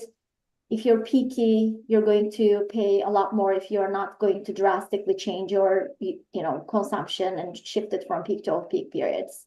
So I guess that's the story for that customer. And, for the pilot purposes, they can drop out. They might say, look, I don't want this. I'm out. But then eventually, if these rates become default, then some of these larger customers with heavy peak usages, they're going to have to pay for their fair share for these costs for the long time. They haven't been paying those. Well, one of the statements that you made to hearing examiner Ryan was that in your experience, and I guess in the experience of Brattle, when these IOUs, when they roll out these sort of default, I think it was default, must have been default, time varying rates, that the attrition is relatively low, right? That I think you said that around 90% typically stay with those rates. If taking, a heavy peak, ratepayer like this, is that maybe the 10% that would drop out? It's interesting. They may or they may also not be. So if you accept the proposition that these homes with pool pumps and, spas and lots of cooling, that they might also make the argument that they're probably higher income. So they may not even notice perhaps this $13 a month rate increase or bill increase. So I guess I don't have any empirical evidence to suggest that they may or may not drop, but I can make an argument for both sides perhaps. Okay. All right. Well, I think that's all the questions that I have. Commissioner Ellison, do you have any questions for this witness? Wait, 1 second. Can we just, first thing, if it's possible to take a 5-minute break, I think. Yes. I require a 5-minute biological break. Yes. Let's take a 10-minute break. We'll come back at 10:35. And I just have one follow-up question for Dr. Sagishi when we get back, and then Commissioner Ellison's. Thank you. Thank you.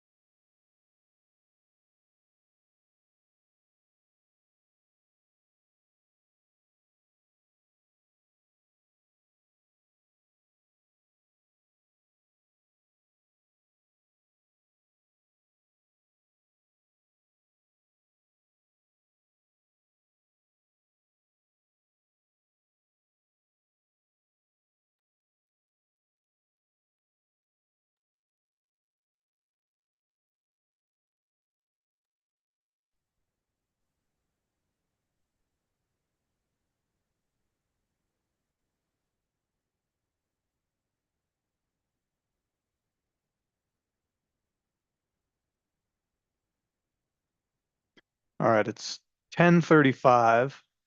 I don't yet see EPE's attorney. Oh, there they are. Okay. All right. Are the parties ready to go back on the record? Okay. I'm not hearing any objections to that, so we'll go ahead and resume. If Ms. Gonzalez, if we could go back on the record. Okay, the time is now 10:35. We've finished with our brief recess. I think where we left off was hearing examiner Ryan was going to have a one or two more questions, I believe, for the witness. Mr. Ryan? Yeah, thank you. Just before Commissioner Ellison begins his questioning, Dr. Sergishi, what will Brattle's participation be moving forward with EPE on the time varying rates plan? And I apologize if that's either in the Brattle report or your testimony. I just can't recall off the top of my head. So I think that it's still to be determined. If the pilot gets approved, we had discussed with the company's witness that Brattle will be in a role to support during the pilot deployment stage and basically advise and be there as a resource. So that's really as far as we have discussed Brattle's role going forward. When you've worked with other jurisdictions, did you continue to play an active role in the process? Very much so, yes. Because, even though you have a plan, the pilot is a very organic endeavor. Sometimes things don't go as planned, and we need to make sure that sample sizes are still large enough, or if the participation is really, really low, we may even need to make some decisions around maybe we're not going to be able to have 8 treatments, but something like 4 treatments or 5 treatments in the way, because we don't want to test 8 different things, but have so few customers in each of those that none of the results are statistically significant. So you need to make those kinds of decisions along the way. And at least in one case, we had to support our client in such a role and, advise them on a change of plan, which still delivered a robust pilot at the end of the day. Okay, thank you. That was all my questions. Thank you. Commissioner Ellison, are you with us, sir? If so, do you have any questions for the witness? I am indeed, and I would like to ask some questions, please. Perfect. Go right ahead. Hi, Dr. Sergichi. Thank you for appearing today. Thank you, Chairman Ellison. Just Commissioner. I appreciate your work on the bench request. I did have some follow-up questions based on that. So I guess going back to what hearing examiner Ryan was asking about the system Lambda profiles, I think you talk some about that on page 4 of your essentially bench request response, or I think you've called it supplemental testimony. Could you, I guess, help me understand that methodology, because it's still not entirely clear to me what that's doing? Yes. So let me give it a try. So essentially, when we design these time varying rates, we have a pretty bottom-up approach to designing the rates, because we want to make sure that we start with a cost reflective rate design. And in order to be cost reflective, we look at the company's embedded cost of service study. We look at all the functions in the embedded cost of service study. generation, transmission, distribution, and customer-related costs. And we then need to take each of those functional costs and allocate them into sort of 8760, because again, time varying, the point of time varying rates is that they have to have this temporal profile, right? So in order to do that, then we started with generation energy, because generation has two components, generation energy cost and generation capacity costs. For transmission and distribution, they are like purely demand/capacity costs. But so for generation, we had to include that energy component in the rate design. And in a system like EPEs, which is again vertically integrated, the marginal energy cost is represented by system lambda. It's essentially the marginal cost of the last unit being dispatched in EPE system. So that's essentially what we use to figure out the shape of the energy profile. So we use the system lambdas, and we weighted those with load in each hour in EPE system. So we essentially figured out, okay, those load weighted system lambdas, when they're allocated to 8760, what percent of those costs are in the peak period and what percent of the costs are off-peak period, because our analysis, identified the peak and off-peak periods.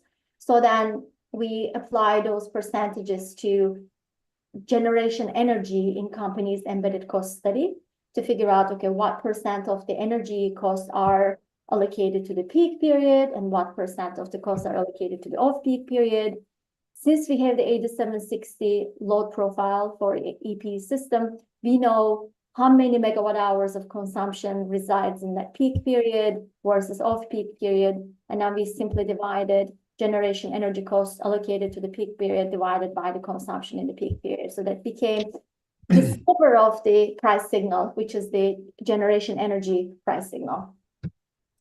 Okay, I think that's getting us somewhere. I wanted to see if I could show the graph that you supplied on page 6 of your supplemental testimony. Hearing examiner Kreinkamp, would I be able to show that on my screen or have some other method of putting that on the screen? Yes, I think you should be able to do that. If it's more convenient for you, I think I can try to pull that up. I can whatever I works can for do you. that. I do have that. Let's see, is that showing up on everyone's screen? Yes. Okay, fantastic. So I'm referring to that first graph that you've got labeled summer, and it appears to me that the yellow component the energy that would be the dispatch cost, essentially, correct? The marginal cost of producing that power.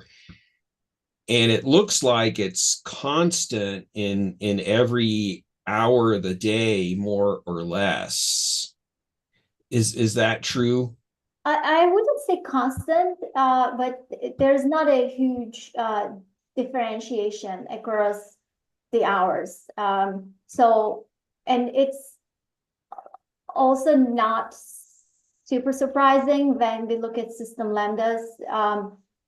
The differences in an hour to hour, but especially when they are collapsed on a sort of average summer basis, that they provide a more stable profile, because there are certain days, if you look at a summer day, you definitely see a lot bigger differences in terms of peak hours or off-peak prices. But when they are averaged over like all summer days, as we are doing here, because we're trying to present it like a typical summer day profile and stacking up all the components of the costs with generation energy is only one component, that some of that variation gets really muted. But do understand maybe where you're coming from. I guess you were thinking to see a much stark difference between peak and off-peak prices, perhaps when you look at the energy component only. Am I correct in assuming that?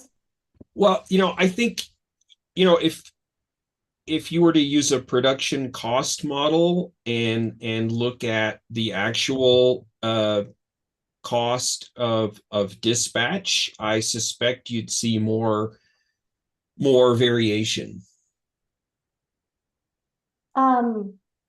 Yeah, and I, again, company witness, maybe Martinez is a better person for this, but I believe that they also do have that production cost modeling results, and sometimes these system lambdas are resulting from that production cost modeling, but then they are also observed, since for this particular analysis we use the actual historical information, so we use the observed data, but it would be interesting to compare perhaps some of the actuals to the ones from production cost models and see if there are too many differences.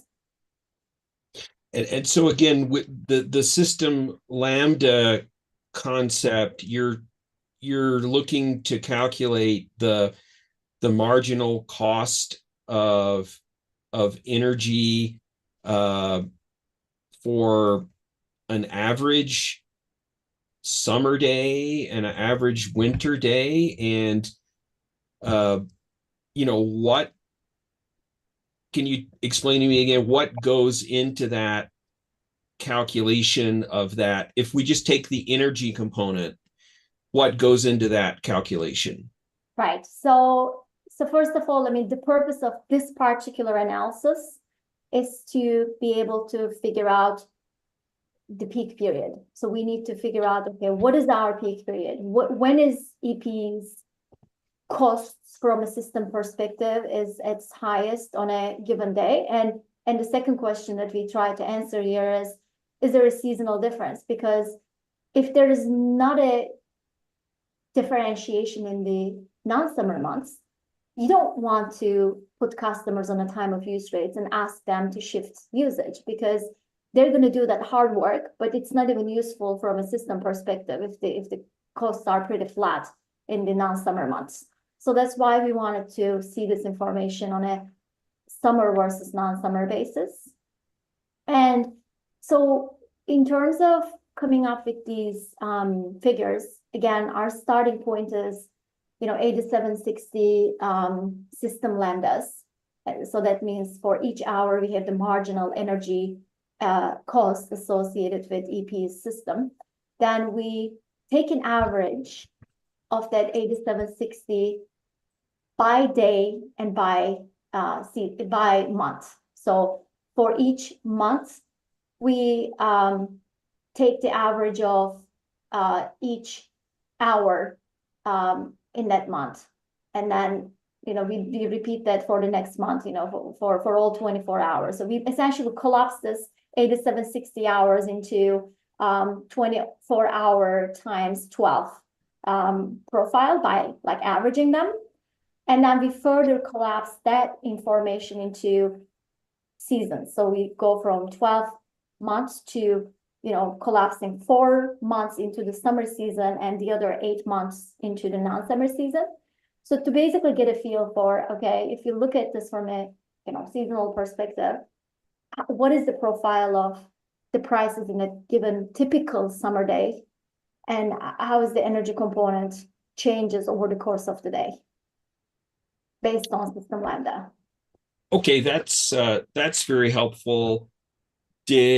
What kind of information did EPE provide you on the hourly marginal cost?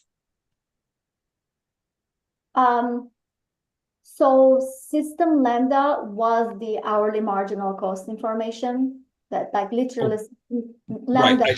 Right. I just mean, how did they obtain, where did EPE get that information from? Did they get that from the energy imbalance market nodal pricing? Did they get that from production cost modeling of their system? I mean, again, this is a better question for Mr. Martinez, I believe, but I think that this is definitely production cost modeling of their system. And since we have used actual data here, it may have been even like the observed marginal cost for each hour if they have a way of recording it that way. But definitely not resulting from the Western imbalance market, because when we did this particular analysis, EPE was only part of Western imbalance market for a few months. We looked at some of the LMPs from a few nodes, and they were very noisy. There were just huge fluctuations, and so we essentially stuck with hourly marginal cost from EPE's system. Okay, that's helpful. And on this graph here, what's really striking to me is the generation capacity component.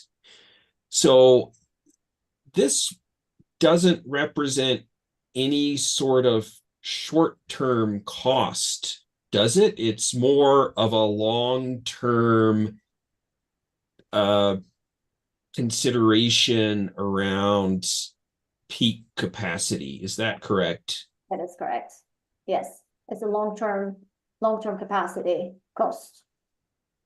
So the point of allocating it to in this manner is to try to really put the whole of the generation capacity cost in these more or less peak hours to really incentivize customers to use as little as possible in these hours. That is well put. We're trying to create a strong price signal because customers use it I'm sorry, we are trying to create. price signal.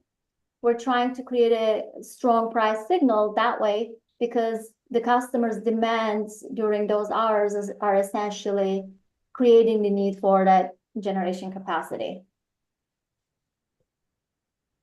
Would you agree, though, that this peak that you're representing here doesn't represent any sort of short-term price that the system would have? I mean, I guess since we're using some of the embedded costs for the rate design purposes, it indirectly represents some of the short-term generation related costs as well. Because when we create the generation capacity price signal, we start with the long run marginal cost of EPE's most recent peaker investment, but then there's more allocated in the embedded cost study in the generation capacity bucket. So we basically find the delta and allocate that cost also into the hours that sort of cause them. We have a method called delta load cubed. You basically start with the hour with the lowest load, you assign 0 cost to that load, and every single hour that is more than that load, we take the cube of it.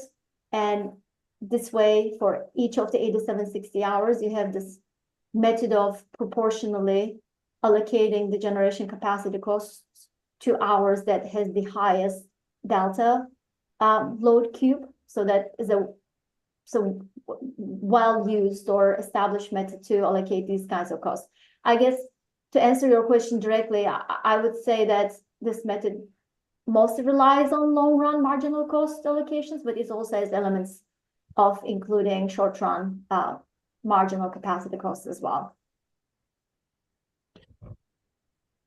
I mean, if we were to design a rate really focusing on the real time operational costs, it would look different than this does. Would you agree? So, I mean, does that mean that you completely ignore the capacity elements and you just purely look at the real-time energy prices or marginal energy costs? Is that what you mean? Yes, I mean, if we were to focus on, purely the cost of dispatch and to have rates that sort of mirror the cost of dispatch, it would look different. It would be a lot less pronounced than this. Pretty flat. And it's not, again, it's not just unique to EPE. We see this all the time. When we look at just the marginal energy costs, at best there's a, 1 to 1 or 1 to 2, 1 to 3 kind of a ratio. If you just look at the peak energy to off-peak energy prices, the most of the signal comes from the allocation of capacity costs. I mean, logically, people are using power at night and they require that capacity to be there. Wouldn't it be fair to assess some of that capacity pricing at night? We are. So that's the point of that. I mean, it's like super detailed and technical, but that delta load cube approach that we have been using. So it allocates some of the generation capacity costs to all hours, because like you said, all consumption kind of contributes some usage of that capacity, but it's disproportionately less than the consumption that happens during the peak hours, because those peak hours really do drive that marginal capacity investments. So you want to provide a strong price signal so that there's incentive for customers to shift usage away from those hours. Okay, but when I look at your bar graph here, I see 0 allocation to generation capacity in hours 24 through 11. Am I reading that correctly? So this is, again, just a super collapsed version of our rates information. So when you look at the 8760, there's definitely some cost allocated to our 24 as well.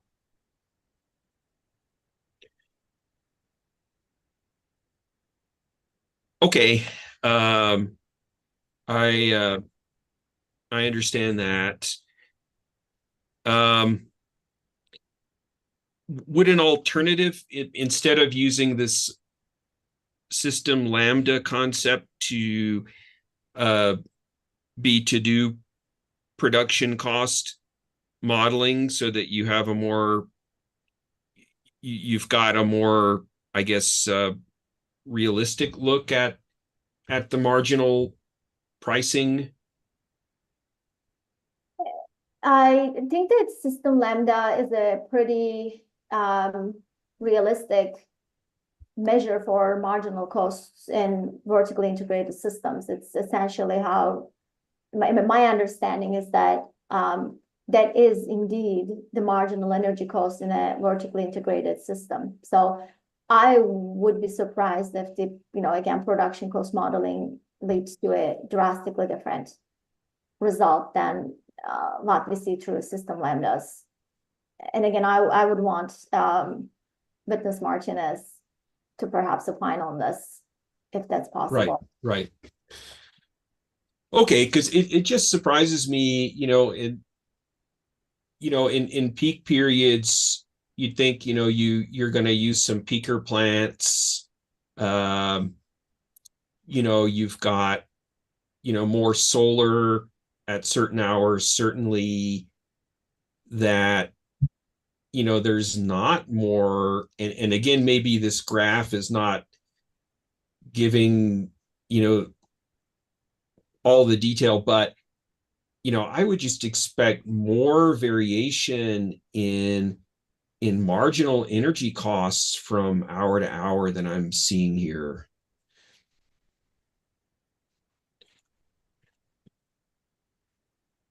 let's see, let me ask another question. Let's see, I think it's on page 7. I was asking some questions around curtailment and the utility scale solar energy. So you said at the time of your analysis, I'm sorry, I don't need to screen share here.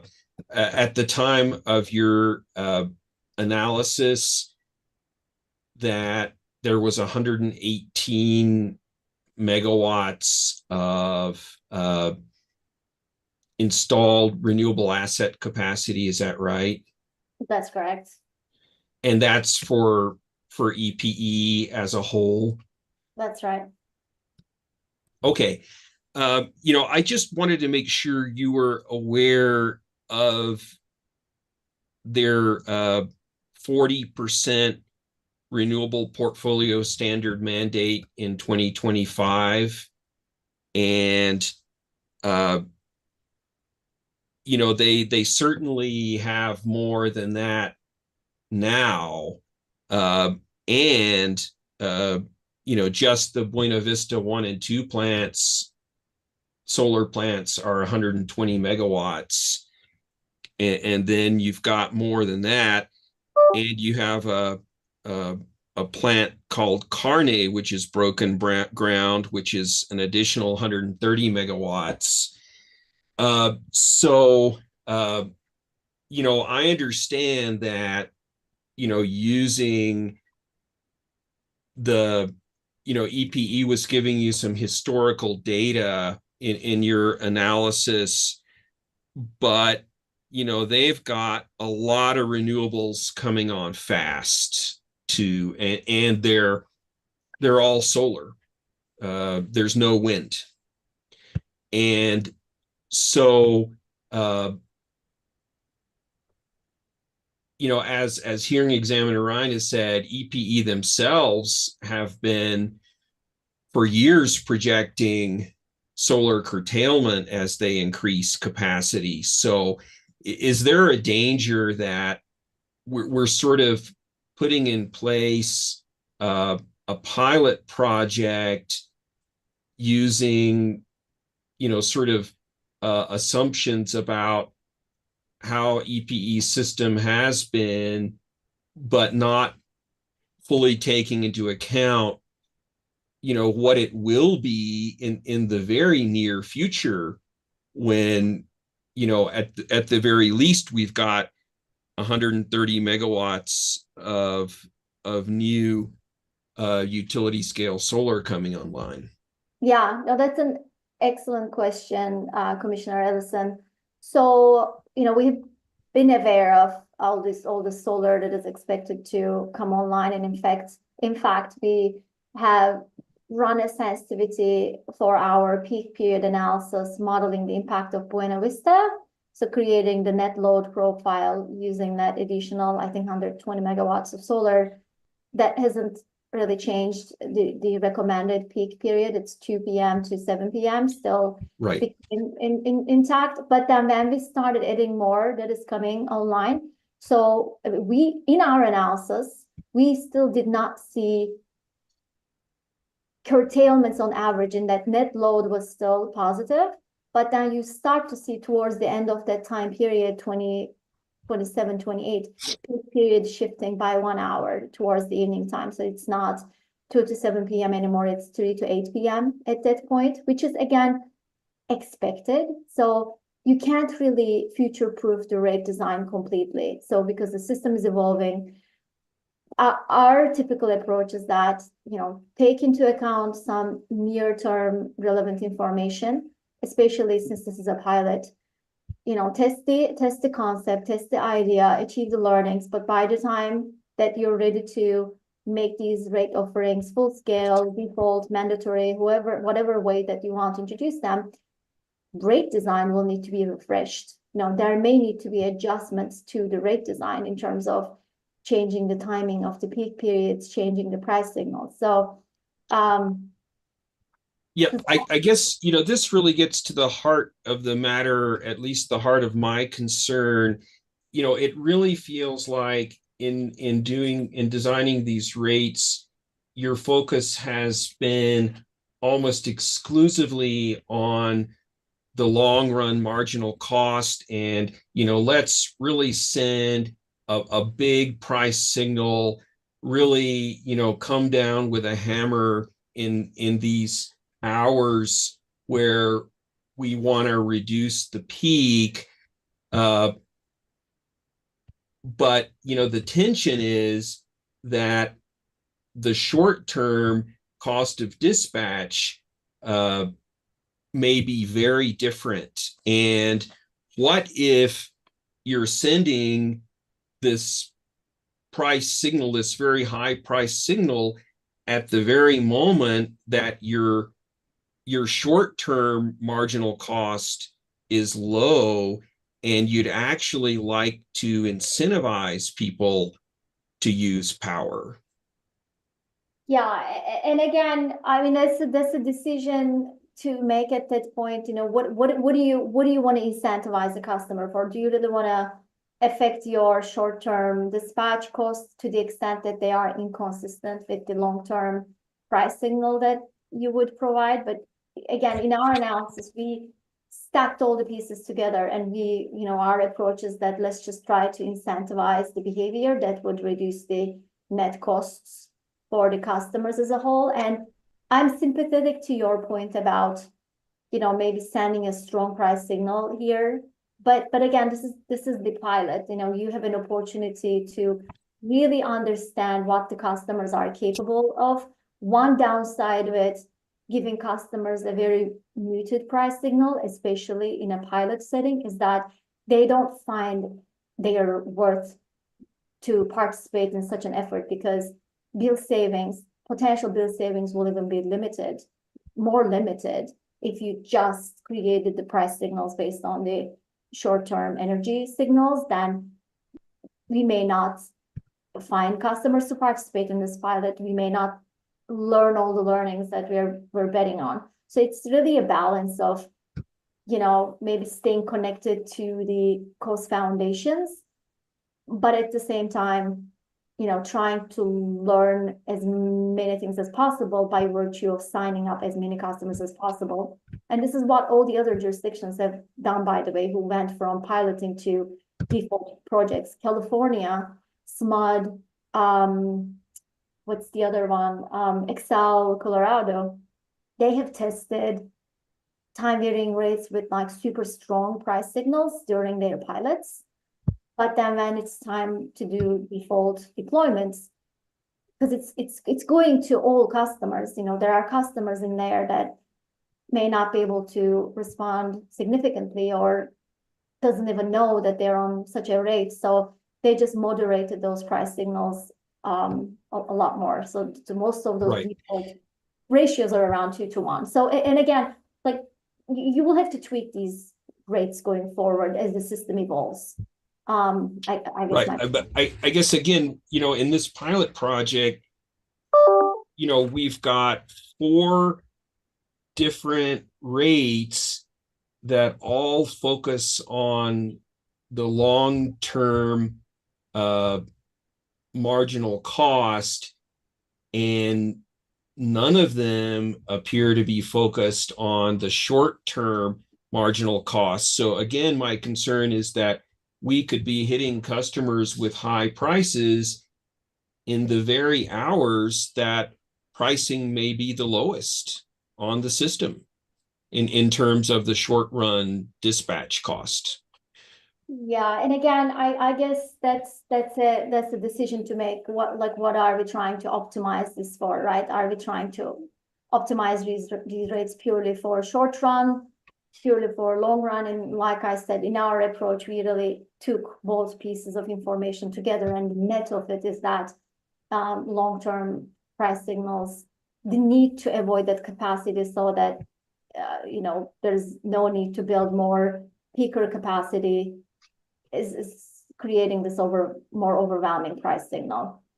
Yeah, and again, one way to maybe just test that hypothesis. It could have been to make one of the treatment cells, you know, a rate that has just that flavor that you're mentioning. But that's definitely then create changes for the pilot design.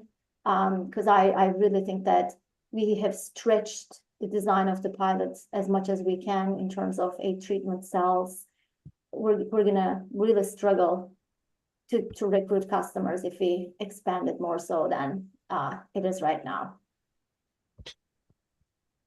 Let me ask about your figure 3, and you know, if you'll indulge me, maybe I'll just I'll see if I can share that document one more time. Are you able to see what I've got up on the screen? Partially, if you could maybe reduce the zoom. Yes, that's great. Thank you. Is that good there? That's perfect. Thank you. Okay. And so I appreciate, you know, the work that went into this and your response here. I just wanted to verify, you know, so I had, you know, thrown out the numbers, you know, 4.5 cents for the super off peak, you know, twice that, 9 cents for the off peak, and then, you know, 13.5 cents, I believe, for the on peak. And you've adjusted it here so that it's revenue neutral. Is that correct? Right. Okay. And so did you assume that the on-peak times would only be weekdays? Correct. I see.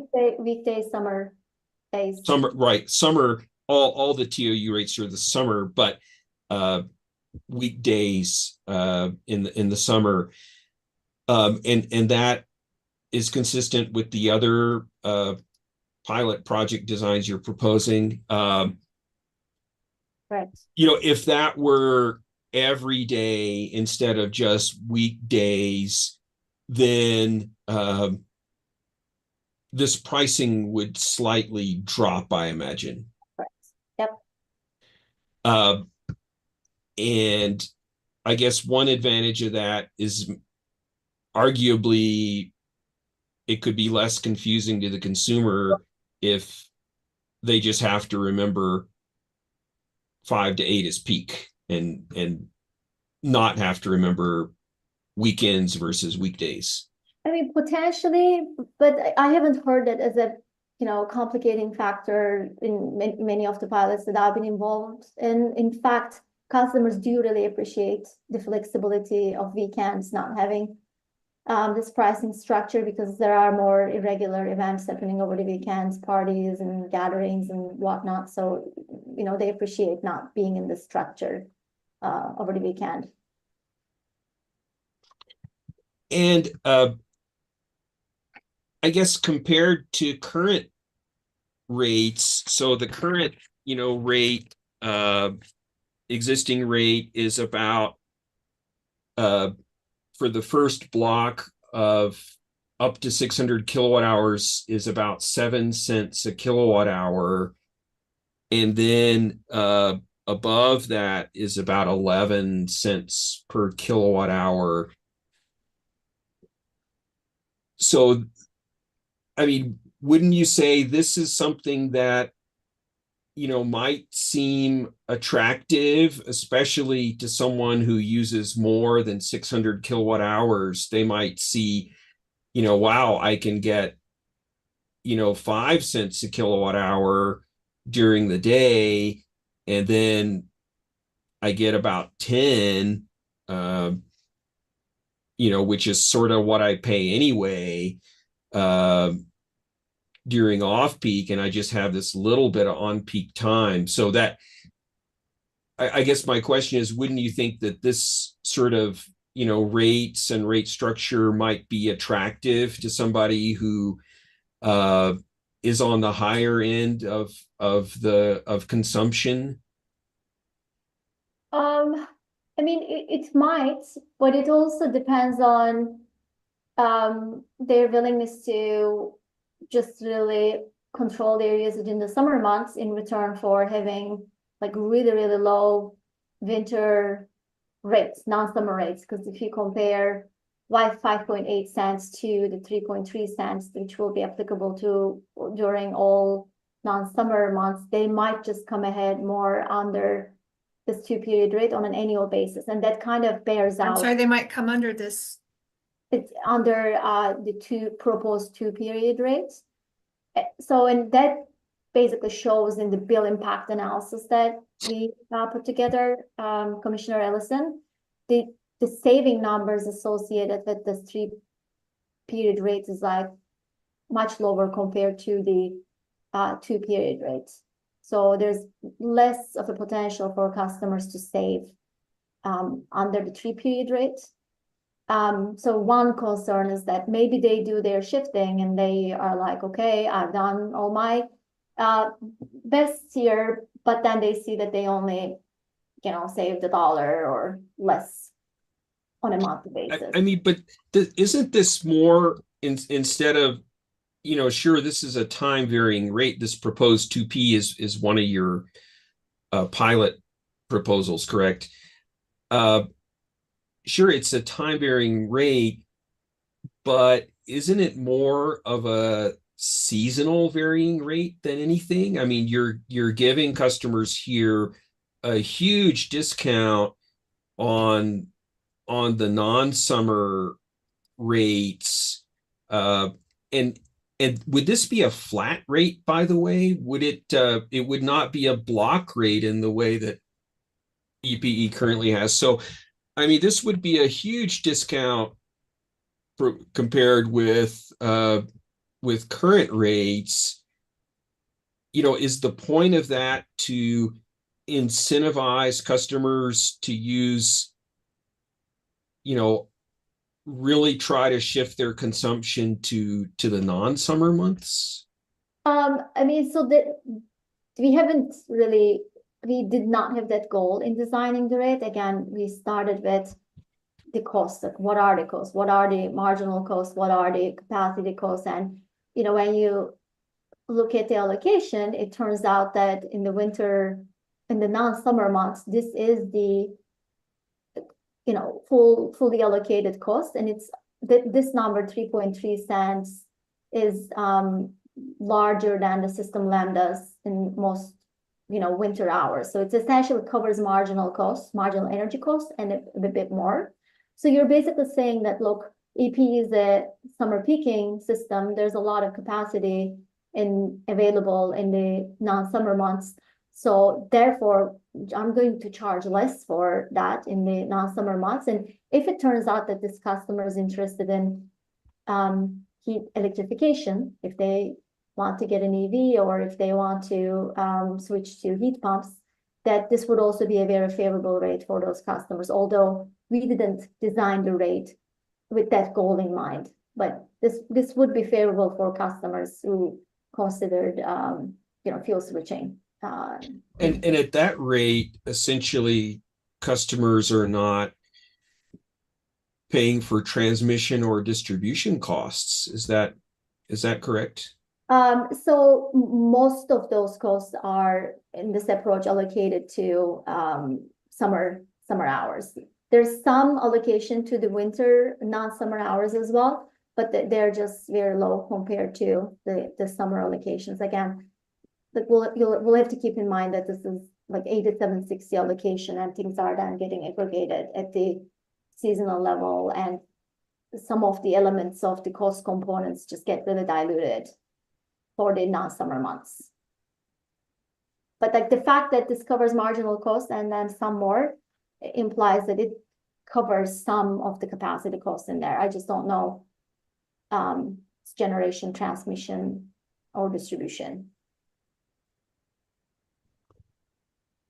Right. Well, I mean, it's going to be, if I were an EPE customer looking at this and saying, well, I'm paying 7 cents a kilowatt hour now. If I go to this pricing off peak in the summer, I'm going to be paying 7 cents a kilowatt hour anyway. and then I'm going to be hit with these on-peak charges. The only reason I might sign up for that is if I think I'm really going to save a lot of money over the non-summer hours, I mean, correct? yes, that is absolutely correct. So that will be a really important part of messaging. So I think that EPE's messaging will be that you should look at this on an annual basis. So it may very well be the case that your bills may increase in the summer months despite your load shifting. But if you look at your total bill on an annual basis, it's very likely that you will come ahead if you do the shifting in the summer months. So Right. that's why we've been having these conversations with EPE.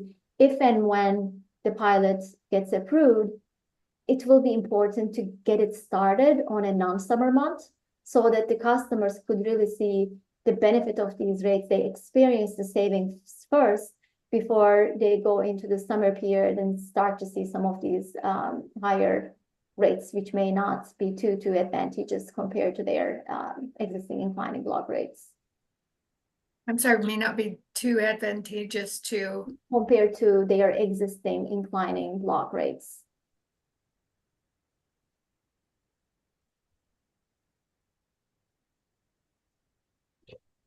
So again, it's going to be hard to tell whether, I guess in the 3P rate here, the customers, there's a more direct comparison with their current rates because the winter rates are the same. And so if someone were to choose, if it were offered this, 3P rate structure, it's because, they think that, they, can either modify their summer behavior or that, maybe they're a big consumer and think they're going to save money with this as opposed to the two-tier inclining block structure.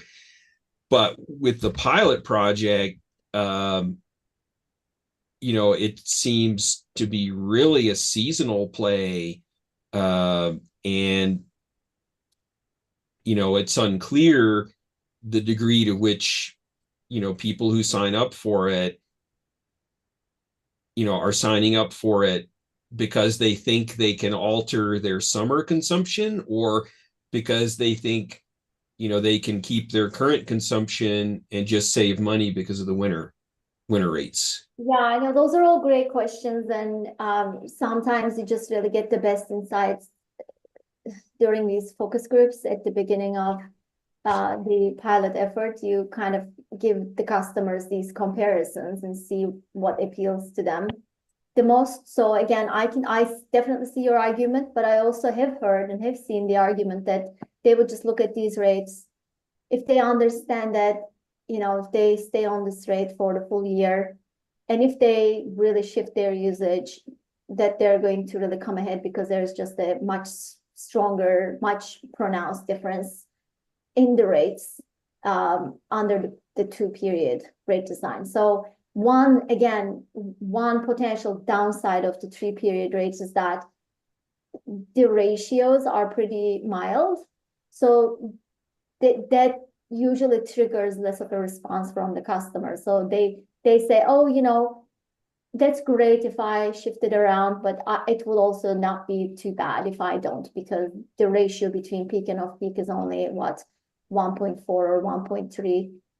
That doesn't give them a really strong incentive to drastically change their usage habits. And I would think that that's a lost opportunity for a pilot, because then you don't really understand the full extent of customers' willingness to change their behavior.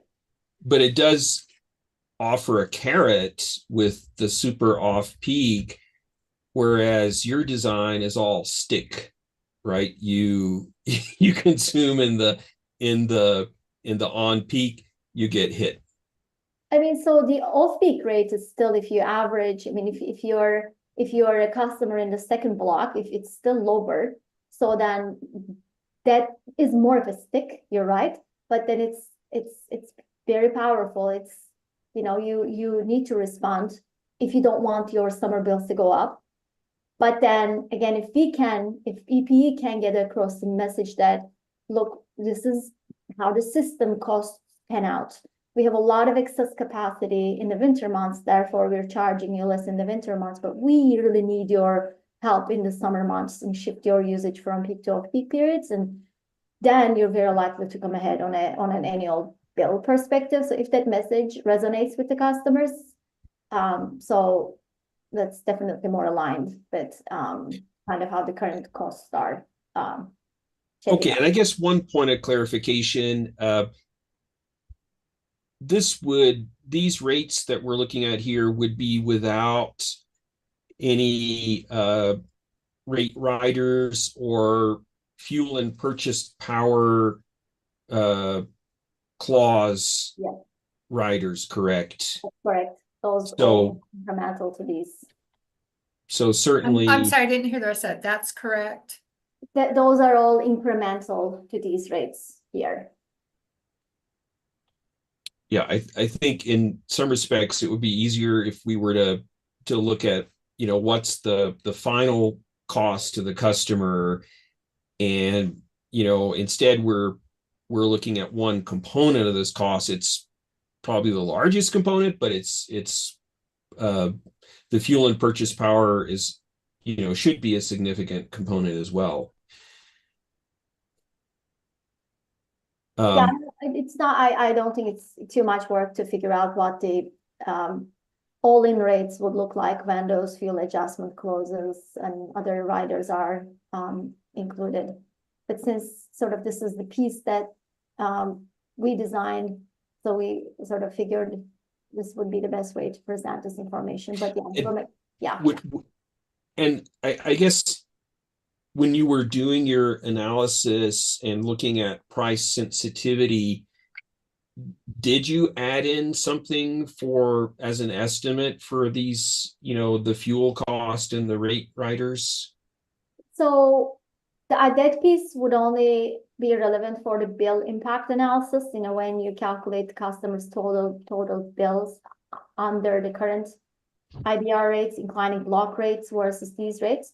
But since those components wouldn't change, and since we are not modeling conservation here, that those would be a wash. So that's why we did not incorporate those in our bill impact analysis. I mean, couldn't that make a difference though, when you're looking at, say, customer response to on-peak versus off-peak pricing? I mean, it would affect, if you think you've got a 1-to-4 ratio, you actually don't because of these adders. That ratio would change slightly, but not drastically. So, but again, we only made assumptions about what the load response would be using our existing data on these 400 different pilots. So maybe the ratios are going to be a bit more diluted and the, impacts could be slightly lower. But again, these are all just best estimates at this time. So we could really do that analysis if that's of interest. No, I'm not asking for that. I just wanted to understand your thinking behind that. You think it would not have a major impact on the doubt it. Demand response, essentially. I doubt it.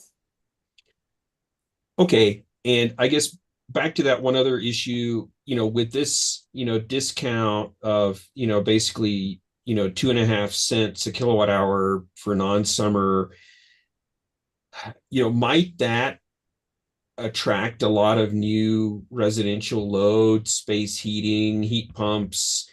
And if so, would that, could that start to cause, winter peaks? And again, this seems to be more focused on long run costs than short term costs. So, couldn't you be in a situation where, you've got, your actual marginal cost of production is exceeding this amount? Again, So it just, if you stay within the pilot concepts, I think that the impacts would be like immaterial. I mean, it might attract customers with, space heating, but we will, the company will have flags for those customers, so they will be properly accounted for in the load impact analysis. But if you're thinking about a situation in which this rate is offered on a full scale or a default basis, then would it cause a large degree of adoption for electrification technologies? And it might induce some, but I'm also doing a lot of work in that space, understanding the economics of electrification, and it's that space is pretty sticky. The customers are slow moving and they do respond some to these signals. So I wouldn't think that it will create a flood of customers suddenly adopting these technologies at a super pace. And there's just a lot of excess winter capacity in the EPE system until that creates a problem. And then if and when that happens, obviously the rate design would need to be refreshed.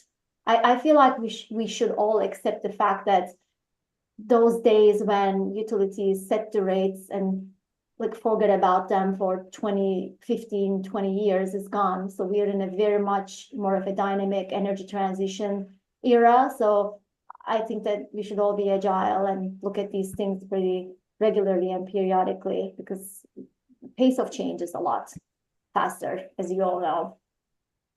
Great. Well, thank you, Dr. Sergici, for your bench request response and for putting out with all of my questions today. Amazing insights and questions. Thank you so much. No, thank you. Thank you, Commissioner Ellison. Hearing examiner Ryan, do you have any questions prompted by, okay. EPE, any questions on redirect? Thank you, Mr. Hearing Examiner. We do not. Okay, sounds good. Any questions, any last minute questions from any of the other, any staff or intervener questions? Okay, seeing none. Dr. Sergici, thank you very much for your testimony today. We really appreciate you taking the time, and with that, I believe you're excused. Thank you so much. And our apologies if we all mispronounced your name as well. Yes. Oh, I'm so used to it. I don't even hear the difference anymore. But my kids are the first ones to mispronounce our name, so I've long lost that battle. Yeah. So, but thanks for trying. Thank you. Okay, EPE, I believe it's time for your third and final witness. Thank you, Mr. Hearing Examiner. We'll be calling Victor Martinez next, and I'm not sure if he's in the...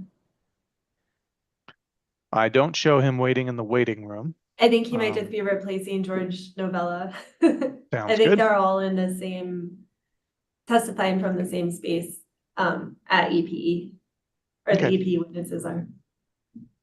They should be That coming on sounds any good. minute.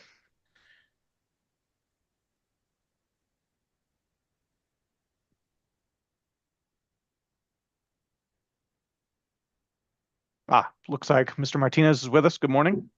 Morning. If the hearing examiner could swear in the witness. How if I do it? Oh, I'm Raise your- sorry. Yes, court reporter. I'm way lower than. Do you solemnly swear that the testimony you are about to give will be the truth, the whole truth, and nothing but the truth? So help you God. I do. Thank you. Good morning, Mr. Martinez. Can you please state and spell your name for the record? Yes, of course. Good morning, everyone. My name is Victor Martinez. First name Victor, Victor. Last name Martinez, Martinez. And Mr. Martinez, what is your current profession? Right now, my current title is I'm the Director of Energy Resources, which I oversee the day-ahead trading group, both on the power side and the gas side, the long-term trading group, our energy schedules, and our real-time trading group as well. And Mr. Martinez, what was your position with the company prior to that? I was the manager of the resource planning group.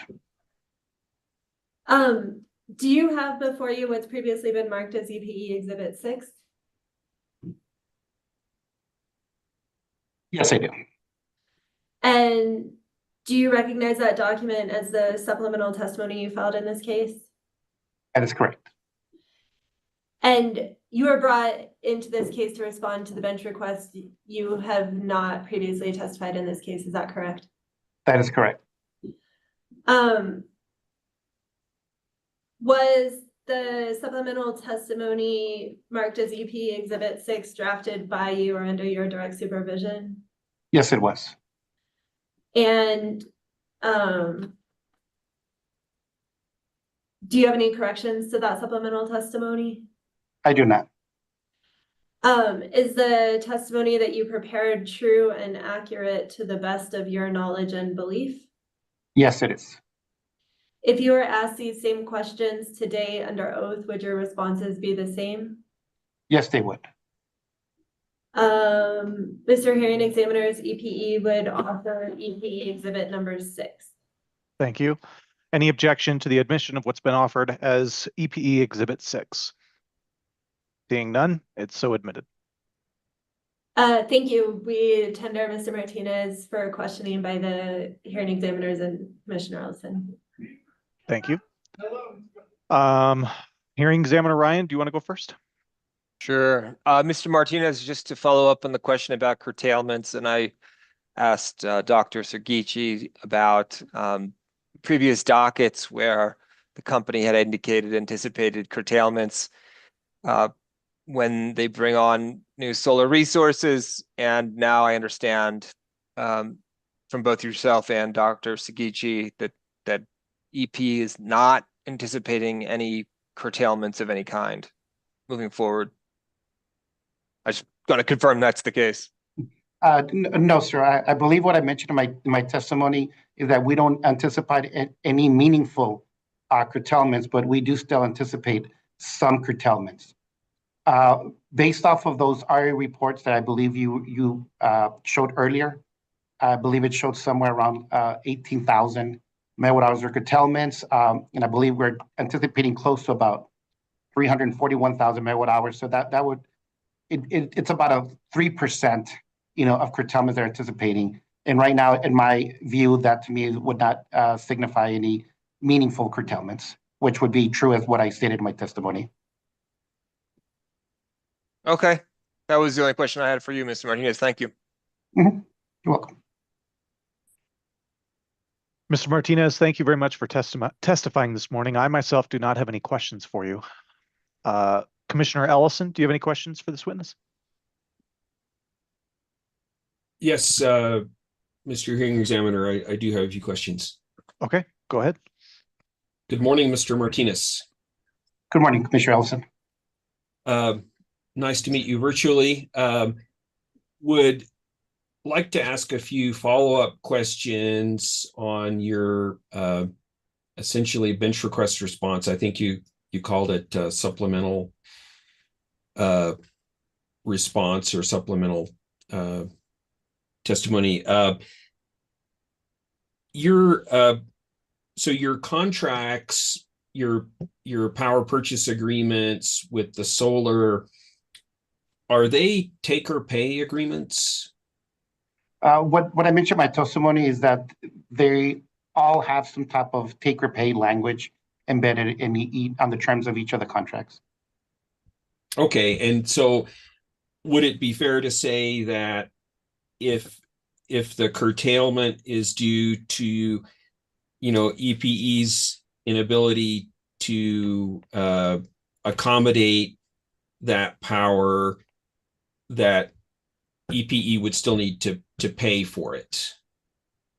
That is correct. If we are in a position in a way that we need to balance the system, and at that moment, we would have gone through various different things to try to make sure we balance, such as selling any excess power, try to lower generation. But we're still at a point where we still need to do more to balance this system. Then our last resort is to curtail solar PPAs. And if we were to curtail solar PPAs, we would be, in essence, still have to pay for the energy that was not taken. Right.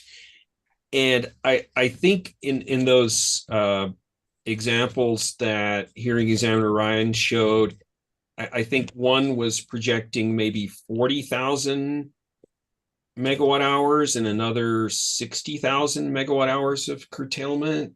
I'd have to look at those charts again, but it sounded like a little more than the 18,000.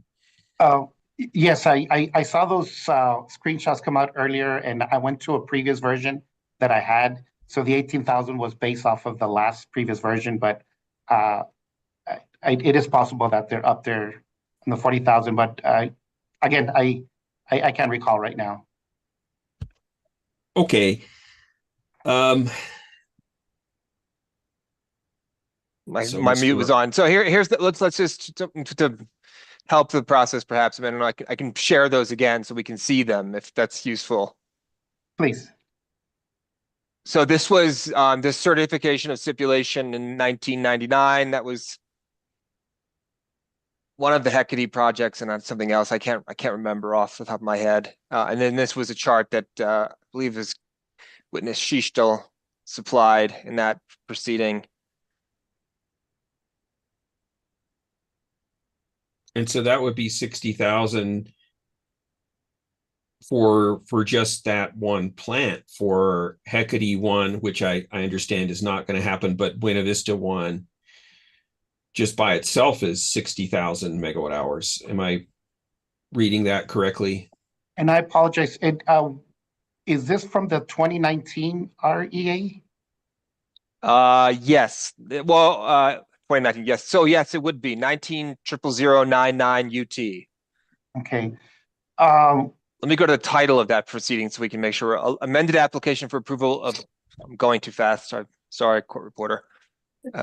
2019 REA and 2020 REA. If you recall correctly, that was that strange proceeding that got smushed together for a very long laundry list of reasons we don't need to go over now. So anyway. Yeah. The numbers that I was kind of speaking about was actually a little bit later. I believe the last time I was a witness to what the REA case, I believe I was a witness in 22 and 23. So it's the, at least the work papers that I had on my side was off of the 2023 REA. So I'm not 100% sure what those. This is probably you. Okay, so I do see 43,000 there. Okay, I apologize. So again, I'm sorry, go ahead. No, I'm sorry. Go ahead, Mr. Martinez. Well, what I was going to say is that if we were to take, the 43,625 or curtailed energy divided by the RECs available, I can't see very well. Is it 890,000?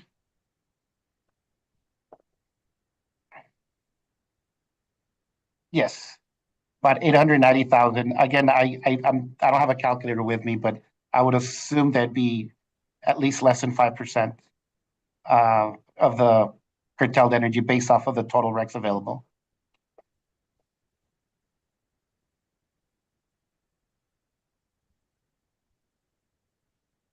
Mm-hmm.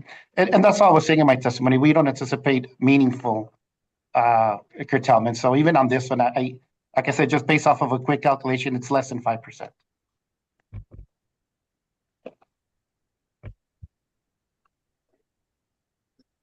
Okay. How do you generally go about estimating that level of curtailment? What we do, we run a production cost model, for the next 10 years. And we'll look at the times where we were in a place where we had more generation for specific hours than needed. As you know, when we're dispatching units for the day, we're planning for the peak for the day. There are a lot of our units that we were not able to cycle off, meaning sometimes in the morning hours, we have more generation than is currently needed. At the same time, during the morning hours, usually between hours of 7 a.m. to 11 a.m., a lot of solar resources start coming in. So usually during that time, we have more generation that's needed. We sell it off as much as we can, but there may be some times where we're not able to sell all of it. So we did a production cost model to try to help us determine how much curtailed energy we think we're going to need. And that was a calculation that our production cost model projected for that year. Right. And, when you said you're not, anticipating, any meaningful curtailment, or I forget the exact phrase you used, were you taking into account the Carne plant? Yes, sir. Yes, sir, I was. So one thing about the Carne plant, it also comes with a 65 megawatt battery as well, that, we do plan to utilize it. So it'll help with the curtailments or the possibility of curtailment. But you do acknowledge that, there's certainly the potential for curtailments. Oh, definitely. Yeah, there's always going to be a potential. I know my testimony did mention, right now we have about 238 megawatts of solar generation online. And ever since we've had that amount of solar generation in our system, we haven't had one single instance of curtailment. So again, we haven't curtailed it by 1 megawatt hour. There's been 0 curtailments. Right. So, again, but obviously, as you add more and more, you're going to have those hours where you just can't reduce generation on your steam turbines, I would think. Yeah, there's a potential of some curtailments. I know on our side, we will do everything we can to help mitigate those curtailments, but I would say that there's always that possibility of curtailments, but not meaningful, as I mentioned in my testimony. But again, your definition of meaningful is, what percent of generation from that plant? I would say, at least 10%, 15% or more.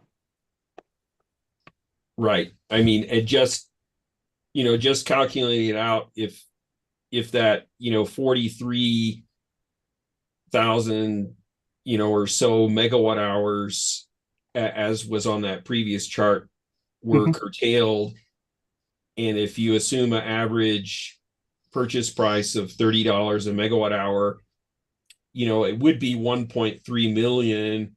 So it's not an insignificant cost. Well, when you compare it to our whole fuel and purchase power cost, one could potentially argue it could be insignificant, but yes, there is some value to that, of course. And so when you gave data to Brattle, that they're calling system lambda, or was that really, the cost of dispatch in each hour that you gave to them? Yes, what we gave to them was historical system lambda, and that is actually system lambda is stored in our EMS, or our energy management system, for every hour. In our system lambda, in essence, represents the cost of your next available megawatt hour. So as your system are being dispatched, obviously that hour changes. So what we gave them, we gave them an integrated value of the system lambda, and again, that was actually based off of the cost to generate our next megawatt hours, which in essence it is our incremental cost of generation. And your EMS system is keeping track of fuel price at the time, as well as the heat rate of the unit? That is correct. Every day, our gas schedulers will send out the weighted average cost of gas per plant, which our system operations group will get that number and input it into the EMS to help calculate an accurate system lambda. Right. But it does sound like, as you add more renewables, such as the Carne plant, which I understand broke ground in August, and when is it anticipated to come online? Sometime next year. The Carne, yes. I believe, and again, I'm going off of memory and it might be incorrect, but I believe it's somewhere the August to October timeframe. Right. So I guess what I'm getting at is, you gave them this historical marginal cost data, but, and if you're going from 238 megawatts and you're adding 130 to that with one plant, that is logically going to have an impact on your marginal costs. So, could these pilot rates have been designed with old data that, isn't that applicable to your system as you add these big plants? Well, I think for that specific question, I'd probably ask Dr. Sergisi on that one, if those historical rates were appropriate on that. Yeah. Okay.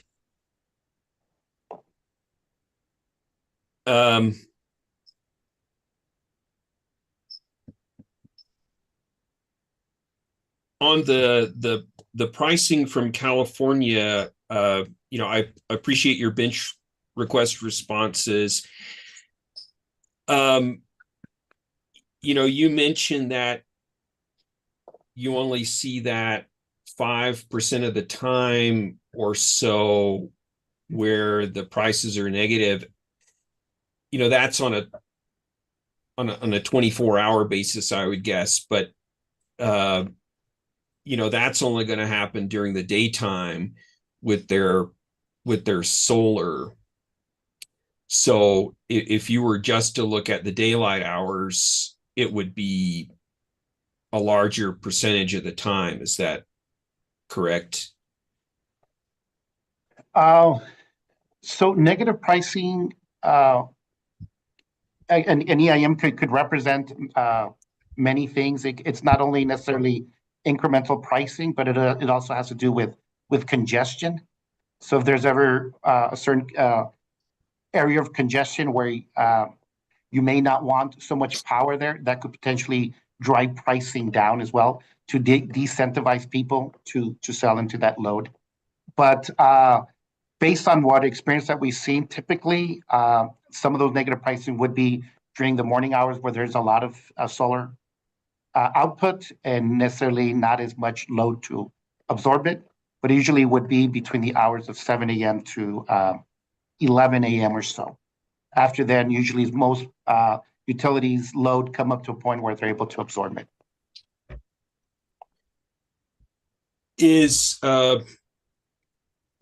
Does EPE take advantage of this negative pricing, or do you find that difficult? If we have room in the system, we will always take advantage of it, especially if it's through EIM. It's pretty much done automatic because, again, the system will optimize our resource at that time. And if we have room to bring it in, as long as we're still able to meet all of our metrics, as far as have enough, flexible ramp of both up or down, we will actually take advantage of it every single time through EIM.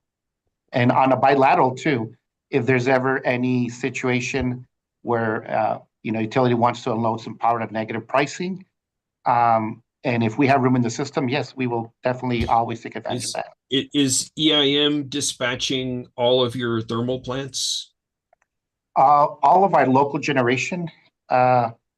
Actually, it's. I apologize. It's not dispatching all of our units. There's only certain units that we've actually bid into the EIM, and only those resources that we bid into are the ones that are ramp up or down. Some fraction of your resources. That is correct. Yes, sir. Do you allow them to dispatch your steam units? In the beginning, we were trying to, but we noticed they were not as responsive. So as of right now, it's just mainly some of our quicker response unit, like our gas turbines. Your combustion turbines. Our combustion turbine. I apologize. Yes, our combustion turbine and then two of our combined cycle units as well. They're pretty responsive. I see. So in other words, if your system were more flexible, perhaps then you would have a greater ability to take advantage of this negatively priced power on the EIM. I would think that the way we've set up the system, it is in a way so it'll maximize our ability to import power into our system. No, I understand. I just mean if, for example, instead of the steam turbines, if you had reciprocating engines or CTs, then you would probably be able to take more of this power from the EIM. Is that correct? We haven't quite studied it, but it's possible. Okay.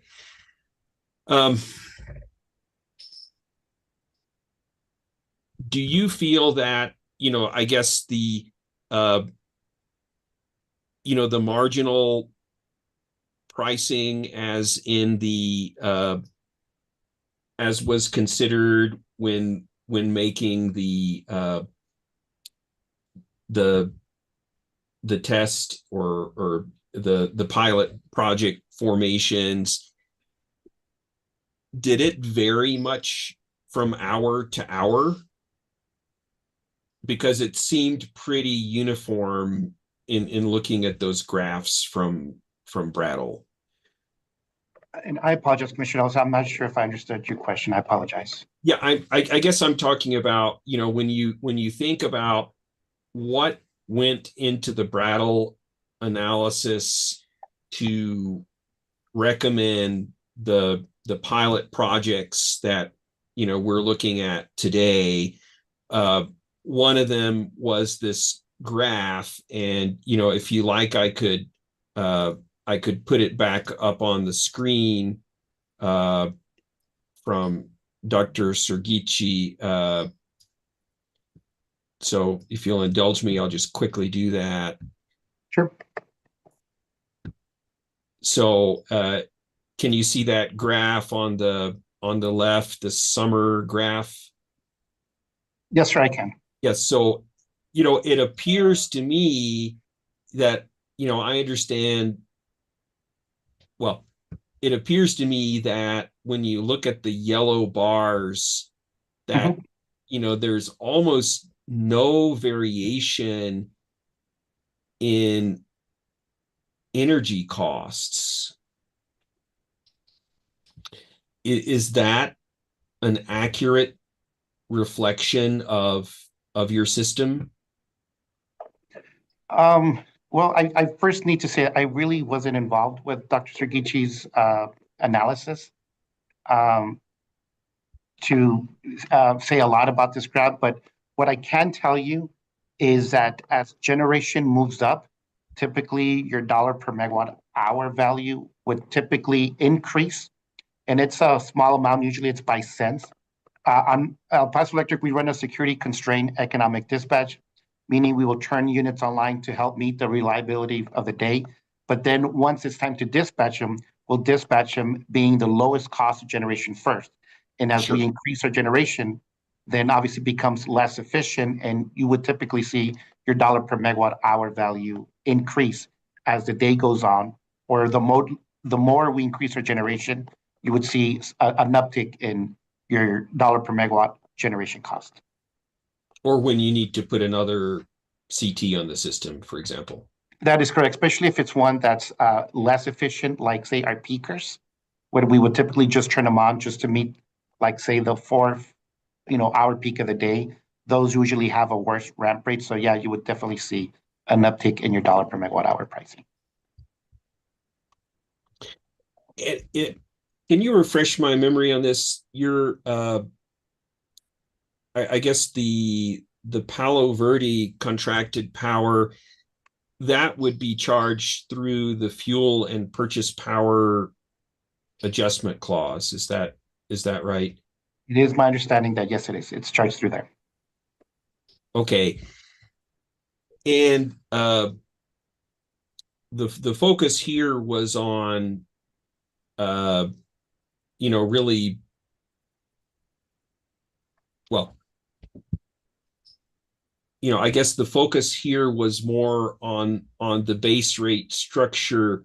So I guess I'm wondering if that Palo Verde contract, would have been taken into account in the marginal data that you supplied Brattle, it's part of your marginal cost. So would you assume that that would have been taken into account in that data that you supplied Brattle?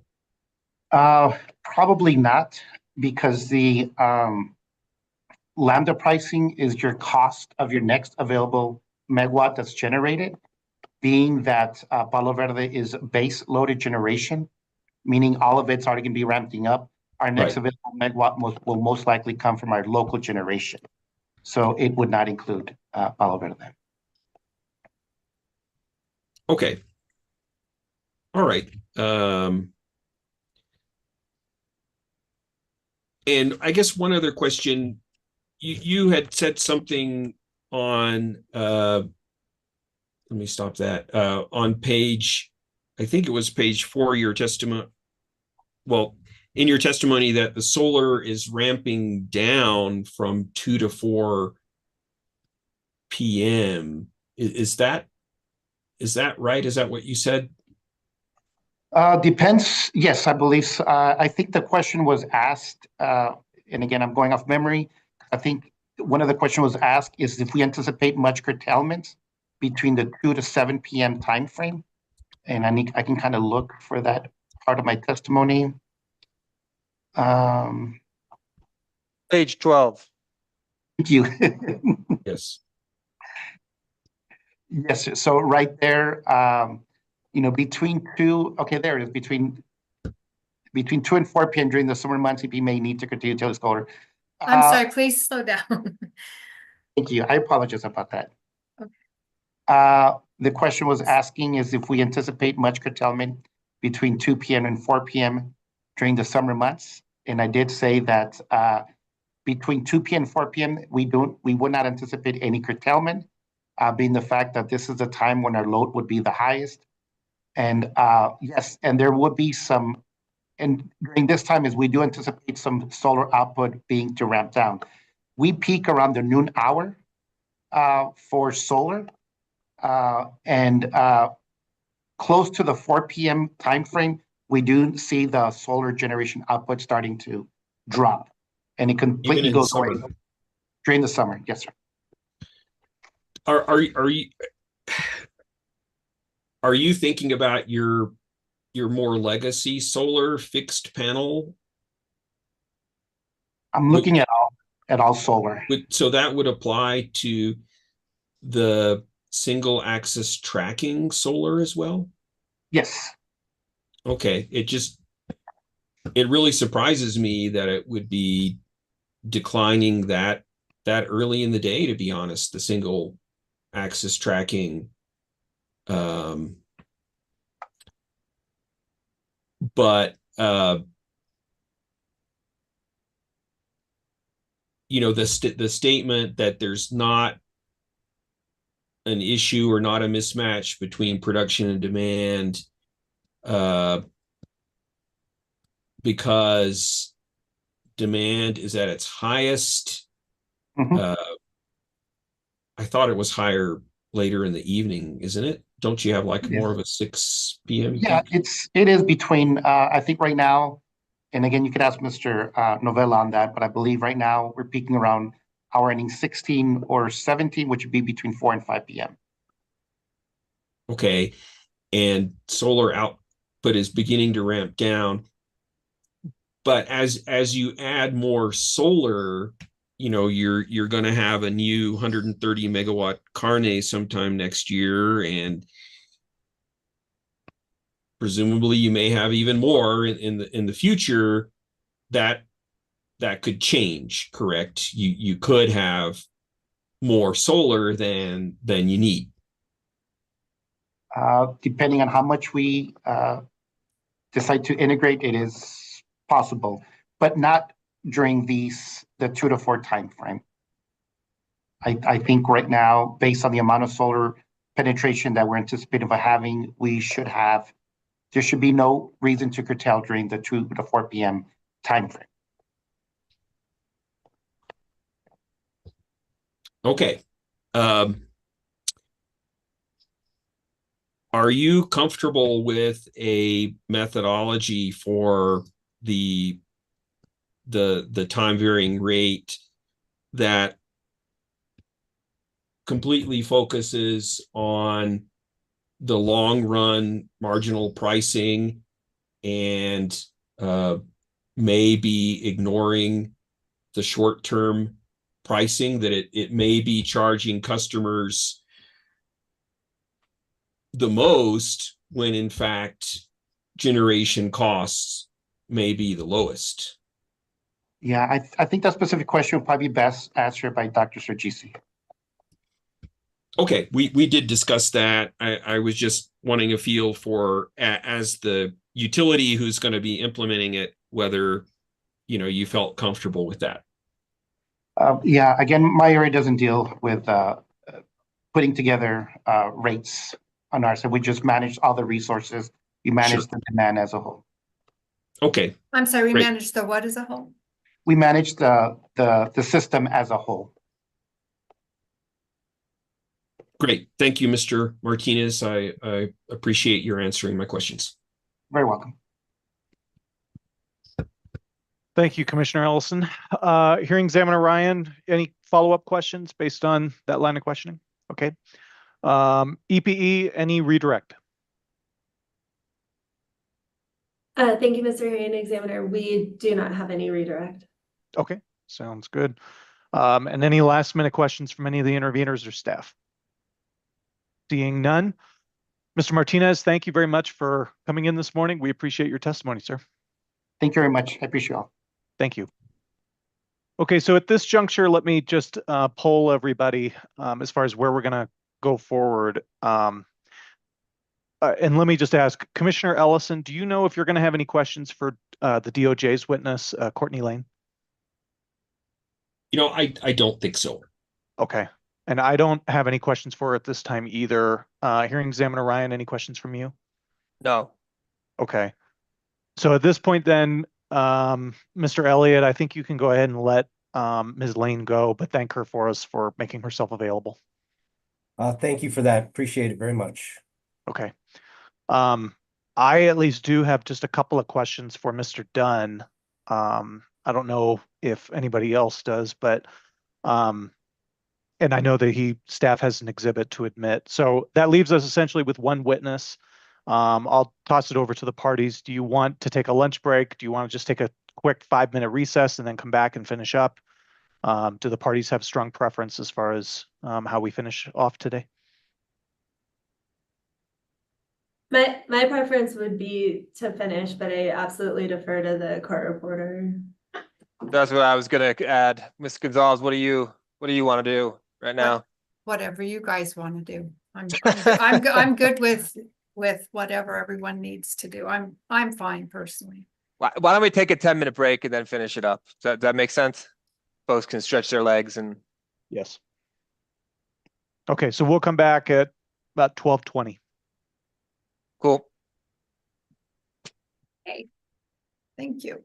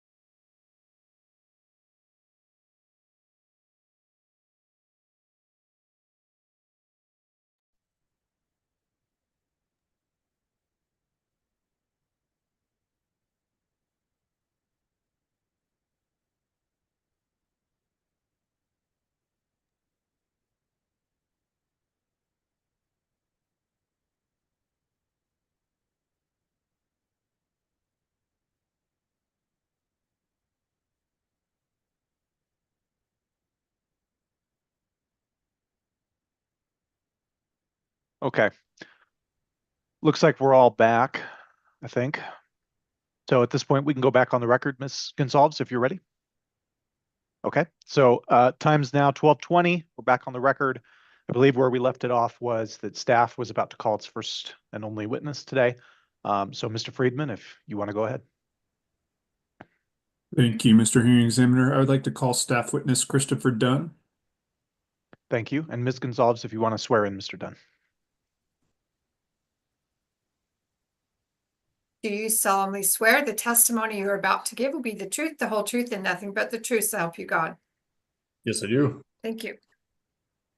Mr. Dunn, can you spell your name for the record?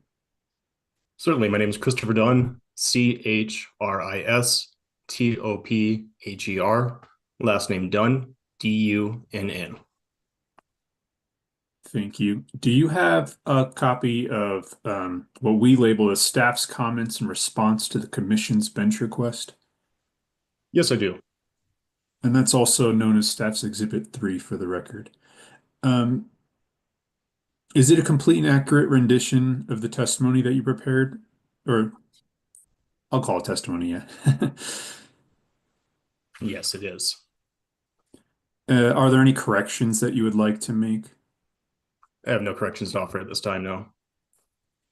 And if you were asked today at this hearing the same questions, would your questions remain the same? Yes, I would respond the same. Mr. Hearing Examiner, I move for the admission of Mr. Dunn's comments to the commission's bench request, known as staff's Exhibit 3. Okay, thank you. Any objection to the admission of what's been offered as staff Exhibit 3? Okay, seeing none, it's admitted into the record. And I will offer the witness up for questions. Thank you. Okay, so I believe again the parties have waived cross. Hearing Examiner Ryan, do you have any questions at this time? Nah, none for Mr. Dunn. Thank you. Okay, thank you. And Commissioner Ellison, do you have any questions, or do you want me to go first? I'm assuming you're. I don't have any questions. Thank you. Okay, thank you. Well, I guess it's good afternoon at this point to you, Mr. Dunn. Thank you for being here today. Absolutely. I just have a couple of questions that I wanted to sort of follow up with you on, just a couple of items that have come up in testimony, and one item that I should have asked you about at the previous hearing, frankly. So one item that I discussed with Mr. Novella this morning was the cost recovery mechanism that's been proposed by both in the application and then in the stipulation. And I believe you were either the only witness or one of the only witnesses to talk about this in your original direct testimony. And so I wanted to ask you, first and foremost, sort of the same question that I asked Mr. Novella. My understanding, and what Mr. Novella, I think, agreed earlier, was that essentially pursuant to the stipulation, this initial $908,000, I think $800, this cost of the initial pilot would be determined reasonable pursuant to the stipulation in this case. Is that your understanding of the stipulation? Yes, that is my understanding as well. Okay. And again, same question I asked him. That's different from sort of a rebuttable presumption later on. It would be determined reasonable in this proceeding. Yes, sir. Okay. And then any costs in excess of that, the reasonableness of those costs would have to be determined in a future rate case. That is correct. Okay, good. So I know that in your direct testimony, you had touched a little bit about, I guess, some of your concerns at that time with this sort of cost recovery mechanism. Can I just ask, can you testify a little bit or elaborate a little bit as to why that recovery mechanism is appropriate and why the commission should approve it here? Yes, I mean, I believe that recovery mechanism is appropriate because this filing was made pursuant to the Grid Modernization Act. Staff had some recognition that it could be, evaluated at a later point, but based on the way that the filing was proposed by the company and the agreements made in the settlement, staff doesn't oppose basically that amount being recognized as reasonable, and any excess costs being subject to review at a future date. Okay. And I'm not asking you so much about the legality of it, or the sort of to comment on the statutory side of it. That's more, I guess, Mr. Friedman's domain. But can you testify just in your experience? Is this a cost recovery practice that you have seen before? And should it be cause for concern? Can you elaborate a little bit for me, Mr. Hearing Yeah. Examiner? Specifically, what I'm interested in is the determination of reasonableness of these costs as reasonable outside of a rate making proceeding. Have you seen that practice before? Pursuant to the grid modernization statute, I believe that is something that we have observed, with other filings that have been made by investor-owned utilities in New Mexico under Grid Modernization Act. Okay. Okay. And then the next thing I want to ask you about, and I believe that this is in your, I'm sorry, this is not, let me see where this is. Yes, let me ask you about, this is in your direct testimony. So this is Staff Exhibit 1. And this is a question that occurred to the hearing examiners sort of after the proceeding or after the initial hearing. If you go to page 43 of that direct testimony. On page 43, you quote a provision of the unopposed comprehensive stipulation in the grid mod proceeding. And I'm not going to ask you to read it, but that language there states that EPE is going to file this application for regulatory approval. Can you tell me what staff's understanding of that provision is or was? If you know.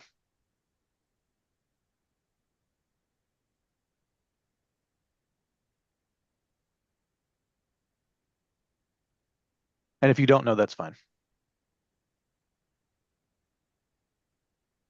I believe staff's understanding of that is fairly just consistent. Well, is entirely consistent with the language there. That an application for regulatory approval.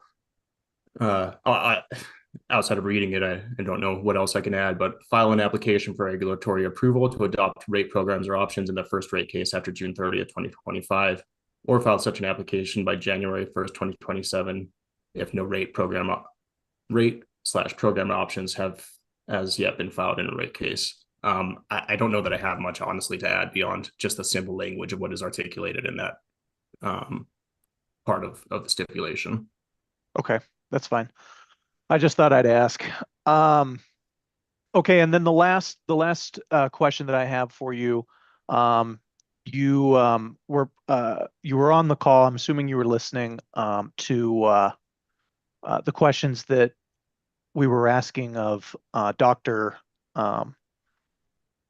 Sergishi earlier this morning, in particular about essentially the time of day rates. And I was asking her about a concern, essentially the concern that you had originally raised in your direct testimony about a certain type of customer or customers generally having potentially an overwhelmingly negative experience with time of day rates or these time varying rates.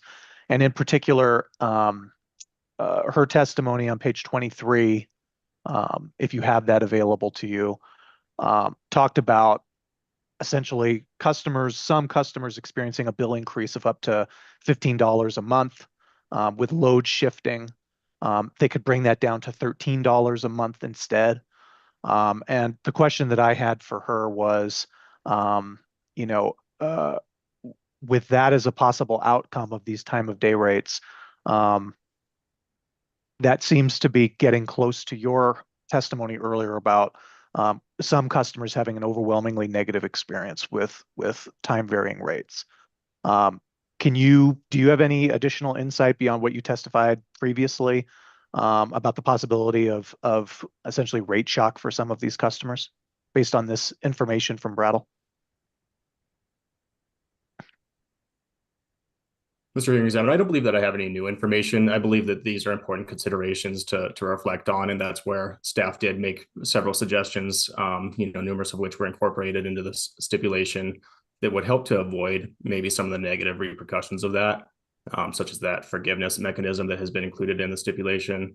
And I believe that it's the case that even if, you have perhaps somebody who has a significant bill increase and then they decide to thereafter remove themselves from the pilot and avail themselves of that option to opt out and have that forgiveness, that's still a learning point. And so that's beneficial in its own way. But Okay. I don't new or additional information to contribute at this time. Okay, thank you. Yes, sir, absolutely. That's all the questions that I have. Hearing Examiner Ryan, any follow-up, or Commissioner Ellison? I just wanted to make one line of inquiry. Correct me if I'm wrong, Mr. Dunn, but if I recall here, the response from the company as to why they want to run costs of the program through rates rather than the rider was because the city of Las Cruces was adamant on that. Is that correct? I am not able to verify that, Mr. Hearing Examiner. Ms. Olson, was that what the response to the bench request said? Well, the bench request response, I believe, mentioned that as one of the factors that the city of Las Cruces frequently opposes the use of rider and raises concerns about having too many line rates on a bill and typically prefers the cost to be recovered through base rates. And so we took that into consideration among other factors, including the complication of the cost, seeking approval for an additional new rate record for these kind of one-time costs. Okay, so Mr. Dunn, the question I just would ask, and I was partly confirming not to trick anybody, I just wanted to make sure I wasn't confusing my cases. So many details. But Mr. Dunn, does staff have a perspective about, I mean, I think it's the city of Las Cruces is no longer in this case. And so in some sense, I read that and was like, well, I understand why EPE would do that and understand all that, but similarly, they're not here anymore. So what's staff's position on the subject? What's the appropriate collection mechanism for this type of a program as far as you're concerned? From staff's perspective, I don't believe that there is a singular correct mechanism that should be used. I think that staff recognizes that there are alternative ways which these cost recovery could occur. And so long as it's reasonable, staff isn't opposed to the method that has been proposed by EPE. One thing that I would additionally note, though, I do think in some of the responses to the bench request, it did discuss, it makes it a little bit simpler for the matters of reconciliation of that rider. There is a previous grid modernization case that has been approved by the commission for El Paso Electric, and that grid mod rider is reconciled on a regular basis. And so it would somewhat lessen the, perhaps confusion associated with some of that reconciliation. But generally speaking, staff recognizes that costs of this nature based on the Grid Modernization Act can be recovered through base rates or through a rider. And so we don't oppose, so long as it's reasonable, the method that is proposed. And we do believe that based on the settlement and based on what's been put forth in this case, the company's proposal is reasonable in this instance. So staff doesn't necessarily have a preference that the costs ought to be recovered one way or another in regards to. Yeah, no, thank you. And I mean, I'm sort of just entirely shooting from the hip here, but in one sense, if you collect through, okay, so the reasonableness determination is a question, right? Like, what does that mean? And they've requested it, but so we say, okay, well, we think you should be able to have the costs at some thing to run this pilot for a certain period of time. And if one takes the position that you do that through rates, it seems to me that you have to ask this question between now and when you do actually recover them, was the program run effectively? and in some ways, that's what I think the rebuttable presumption about the grid mod statute, if that's what the company's hanging their hat on. But whereas if you did it through the rider, it would seem like if it's an automatic adjustment clause, then in theory, you could run the program badly, but still have an automatically adjusted rider that gets you the recovery, regardless of what happens. Does that make sense? I think I follow your statement. You're saying that basically it's through the rider, there's a reconciliation faster and it's more or less guaranteed versus putting it off through rates. There's an opportunity where things at that point could be reviewed and perhaps that same level of guarantee isn't offered. Am I understanding you correctly?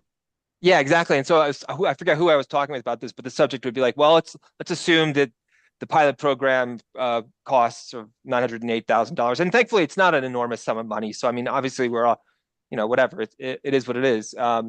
If it was run real badly, like just to say, I mean, the worst possible, and I'm not suggesting the company would do that, but just purely hypothetically, I think it would be difficult to argue, well, now we're in this rate case, we want to recover that money. Well, you did the program badly, so no, you don't get the money. Whereas if you go through the rider mechanism, you could theoretically you're collecting automatically. And so therefore you, in some ways, you take away a tool that would exist for the benefit of the ratepayer by doing it through the rider. Anyway, if you have any thoughts to contribute, I'm more just working through my thoughts. And if you have anything to contribute to it, feel free. Otherwise, I'll be quiet. I'd follow your line of reasoning, and one might consider that would be a benefit to the company to recover it through the rider. There's less risk associated with that versus traditional rate recovery, where you wait for a rate case and then you recover it through rates that are set thereafter. It is less risky, one would generally think, to recover through the rider versus through base rates. All right, thank you. That's it for me. Commissioner Ellison, any final questions? Okay, I'm assuming no. Mr. Friedman, any question? Yes, EPE. Oh, I was just going to ask if I might have an opportunity just for a brief line of questioning related to cost recovery. Yeah, I don't have a problem with that. Let me give Mr. Friedman an opportunity for redirect, and then I'll come back to you. Mr. Friedman, anything on redirect? No questions on redirect. Thank you. Okay, thank you.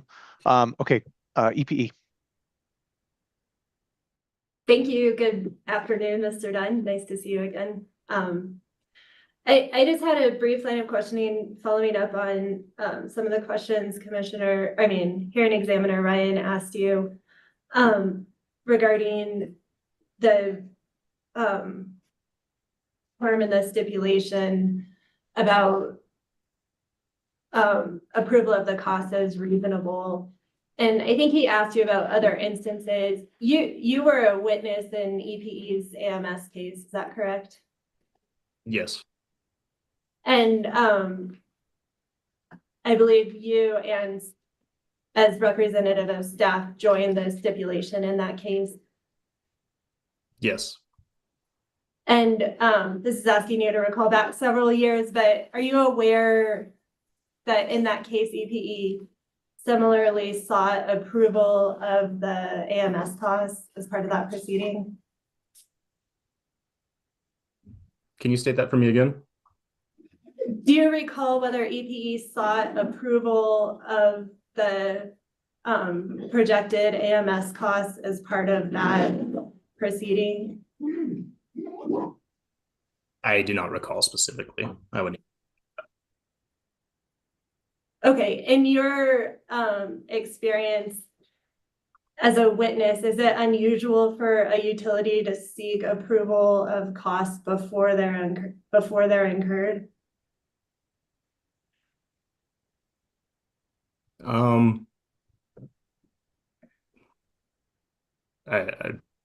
I don't think that I could say one way or another. I think there are certain instances where they may seek that, and other instances where that may not be the case. Have you ever been involved in a proceeding where a utility implemented a program and completed it and then presented it to the commission for approval with cost recovery? I do not know. Okay. And Sarah, just ask you, I believe you've also been a witness in EPE's transportation electrification cases, is that correct? Incorrect. I have not been a witness in transportation electrification cases for. I apologize, I got them mixed up. That's all the questions I have. Thank you. Thank you. That was helpful. Any final questions? Mr. Friedman? Nothing. Okay, thank you. So with that, thank you very much for coming in today, Mr. Dunn. We appreciate your testimony. Absolutely. Thank you. Okay, I think that resolves the testimony and evidence portion of this hearing today. I think the only remaining question would be briefing. Commissioner Ryan, do you want me to address that? Do you want to jump in, or how do you want to handle briefing? Everyone keeps calling me commissioner. Hearing examiner. No, I think, you know what, I think I'd like to just sort of sit and think about some of this stuff. I mean, I think,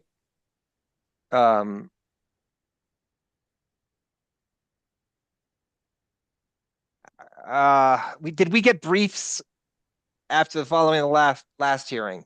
I'm just trying to remember now. No. Right, so there's been no briefing at this point on any questions. I mean, to satiate the company, nobody's looking to sit on their hands on this one. We want to get this resolved, and I just think we want to be clear about what it is we're doing. So whatever, you could set a schedule if you wanted, hearing examiner Ryan Kemp, and then I can just mull my thoughts over and then ask if I have a specific issue and what. I could just do that, whatever. Or we could just hold off. Yeah, go ahead, Ms. Olson. Oh, well, I would just suggest this, it's been a while since the case was presented to you all, but just for everyone's recollection, the case is presented on an unopposed, right, uncontested stipulation. So I don't believe there are any issues to brief. And then following the first hearing, we had a series of bench requests, which I assume are the majority of the commission's remaining questions, as well as what was presented during this hearing. So I'm not sure that there's anything too brief unless there are additional specific lingering questions.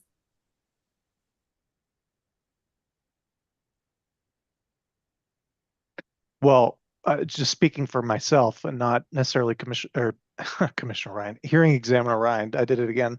The major question that I still have is just about this question of cost recovery, sort of getting at Ms. Olson, your last line of questioning with the witness. I mean, I can if the parties don't want to brief it, that's fine. I can look into it. On the other hand, briefing would be helpful.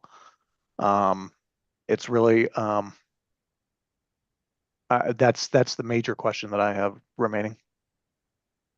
Sure, and just to respond to that briefly, we did submit legal briefing answering the questions on cost recovery, but if there's something insufficient, I'm happy to provide any information now or supplement that if there's a lingering question. Well, so I reviewed the filing that you submitted, and it addresses most of the questions that I had, but the remaining question still seems to be this issue of what I read as a rebuttable presumption, and this was sort of laid out in the order that we issued, and it's possible I just missed it, and then you can just direct me to where you answered it, but I still have this question in particular about 62.8.13C, and whether it's a rebuttable presumption or whether it's a determination of reasonableness. And so to the extent that I missed that, just let me know where I can find it. Sure, and I'm not sure that that may be like a distinction without a meaning, because I think that the way that I understand the statute to be set up is a company is required to present what they believe the cost will be for a program at the time they seek approval of the cost of the program, and the commission approves those costs as reasonable. I am pretty sure that the commission has inherent authority to go back and evaluate the prudency of that, or to try to rebut the prudency of that reasonableness determination in a subsequent proceeding. And so, using kind of what Hearing Examiner Ryan was saying earlier, if EPE presents its costs and the commission says, yes, the costs that you've presented are reasonable for this program, and then EPE goes out and spends that money on cheeseburgers instead of the program that they said they were using the money for, the commission could come back or a party could come back and challenge or try to rebut that presumption that they had that those costs are reasonable. So I don't know that I'm probably not articulating it that well, but the reasonableness determination is what the commission makes in this proceeding. Those costs are reasonable. And then down the line, I think someone could come and try to rebut that determination of reasonableness in a subsequent proceeding, or at the time the company seeks cost recovery.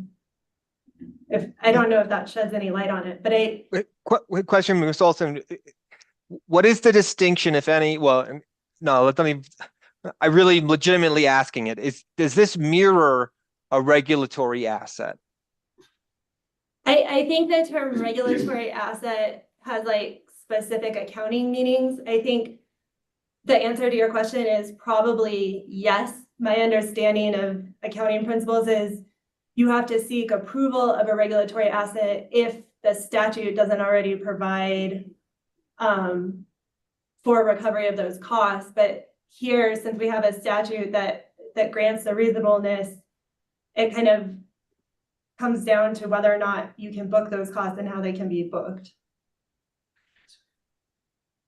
And I'm not sure if that is helpful without getting into the semantics of the uniform system of accounts. But I think it really has to do with how the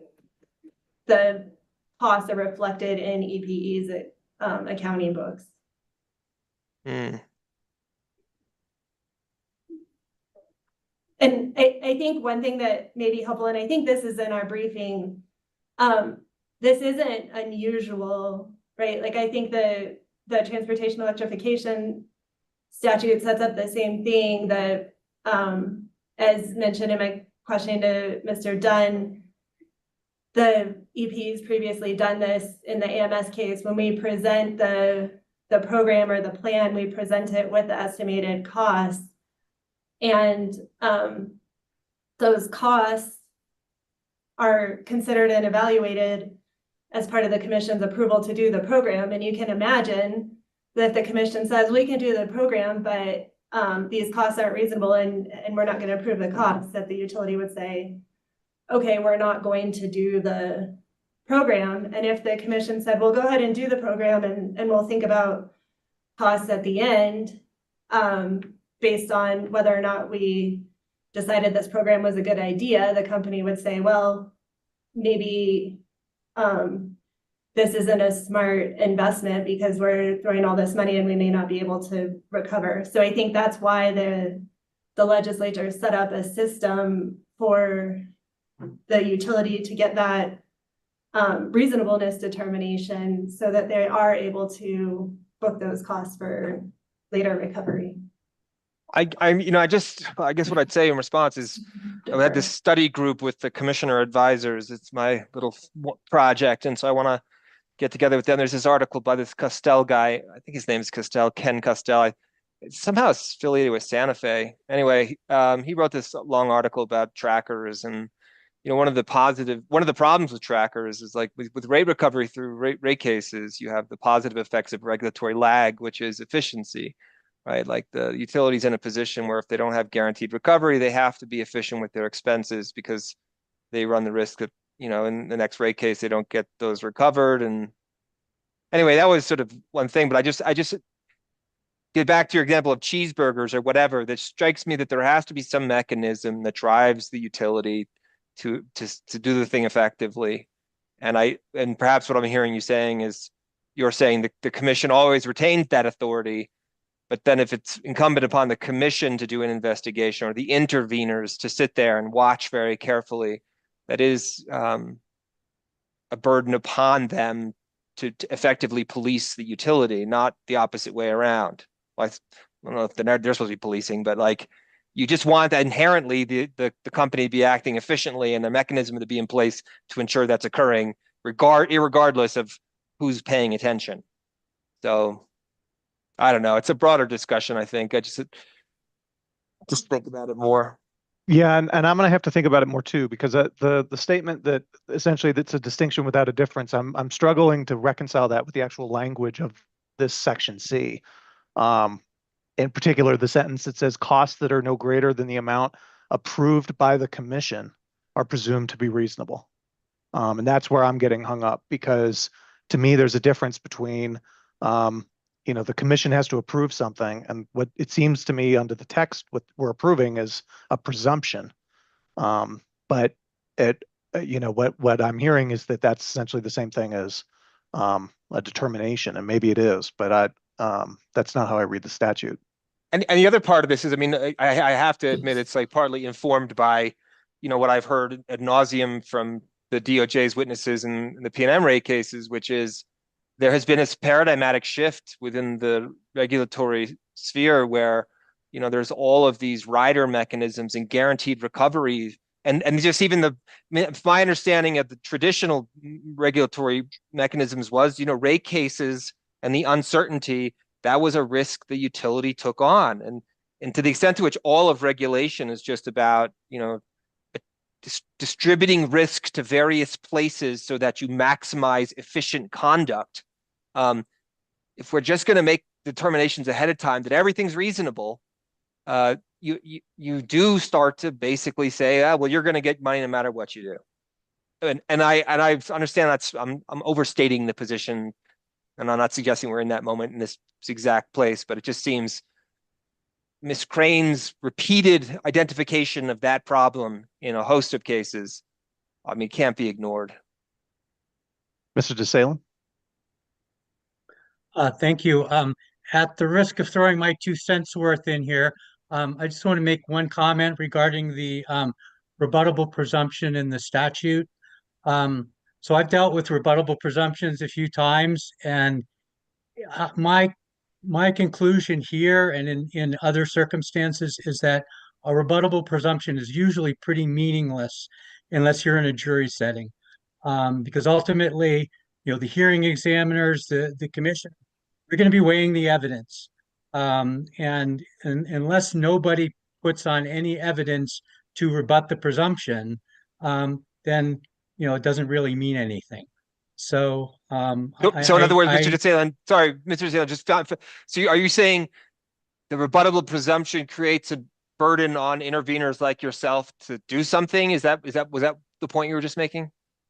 Yes. Or no? It's more a burden of producing some evidence, and then once that happens, the rebuttable presumption becomes pretty meaningless because you're weighing the evidence. Oh, meaningless in the sense of the commission can determine that the presumption has been rebutted freely? Sure. Oh, okay. So you're suggesting altogether that's sort of an illusion. The concept's an illusion because you're still just doing the thing anyway. But that suggests you could easily put on evidence. You're still weighing the evidence which is what you would do if the presumption did not exist.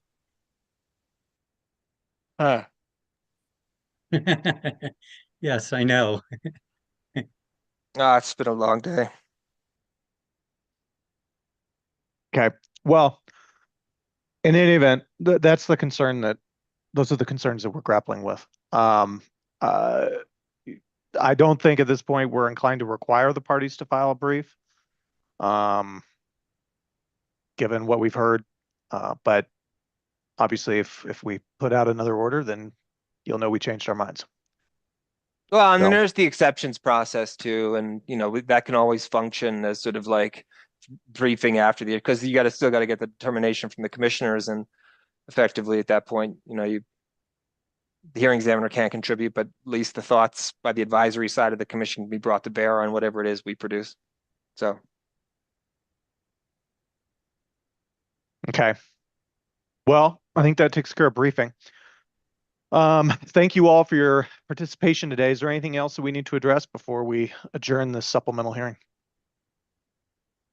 I need the name of Castile or whatever you said. Costell, Costell, and I was going to say Costello, but I'm not sure. It's No. Ken Costell. I think you said Castile. I just want to get Yes. that. Okay. Okay. All right. Well, with that, thank you all again for your participation. This hearing is adjourned. Thank you. Bye.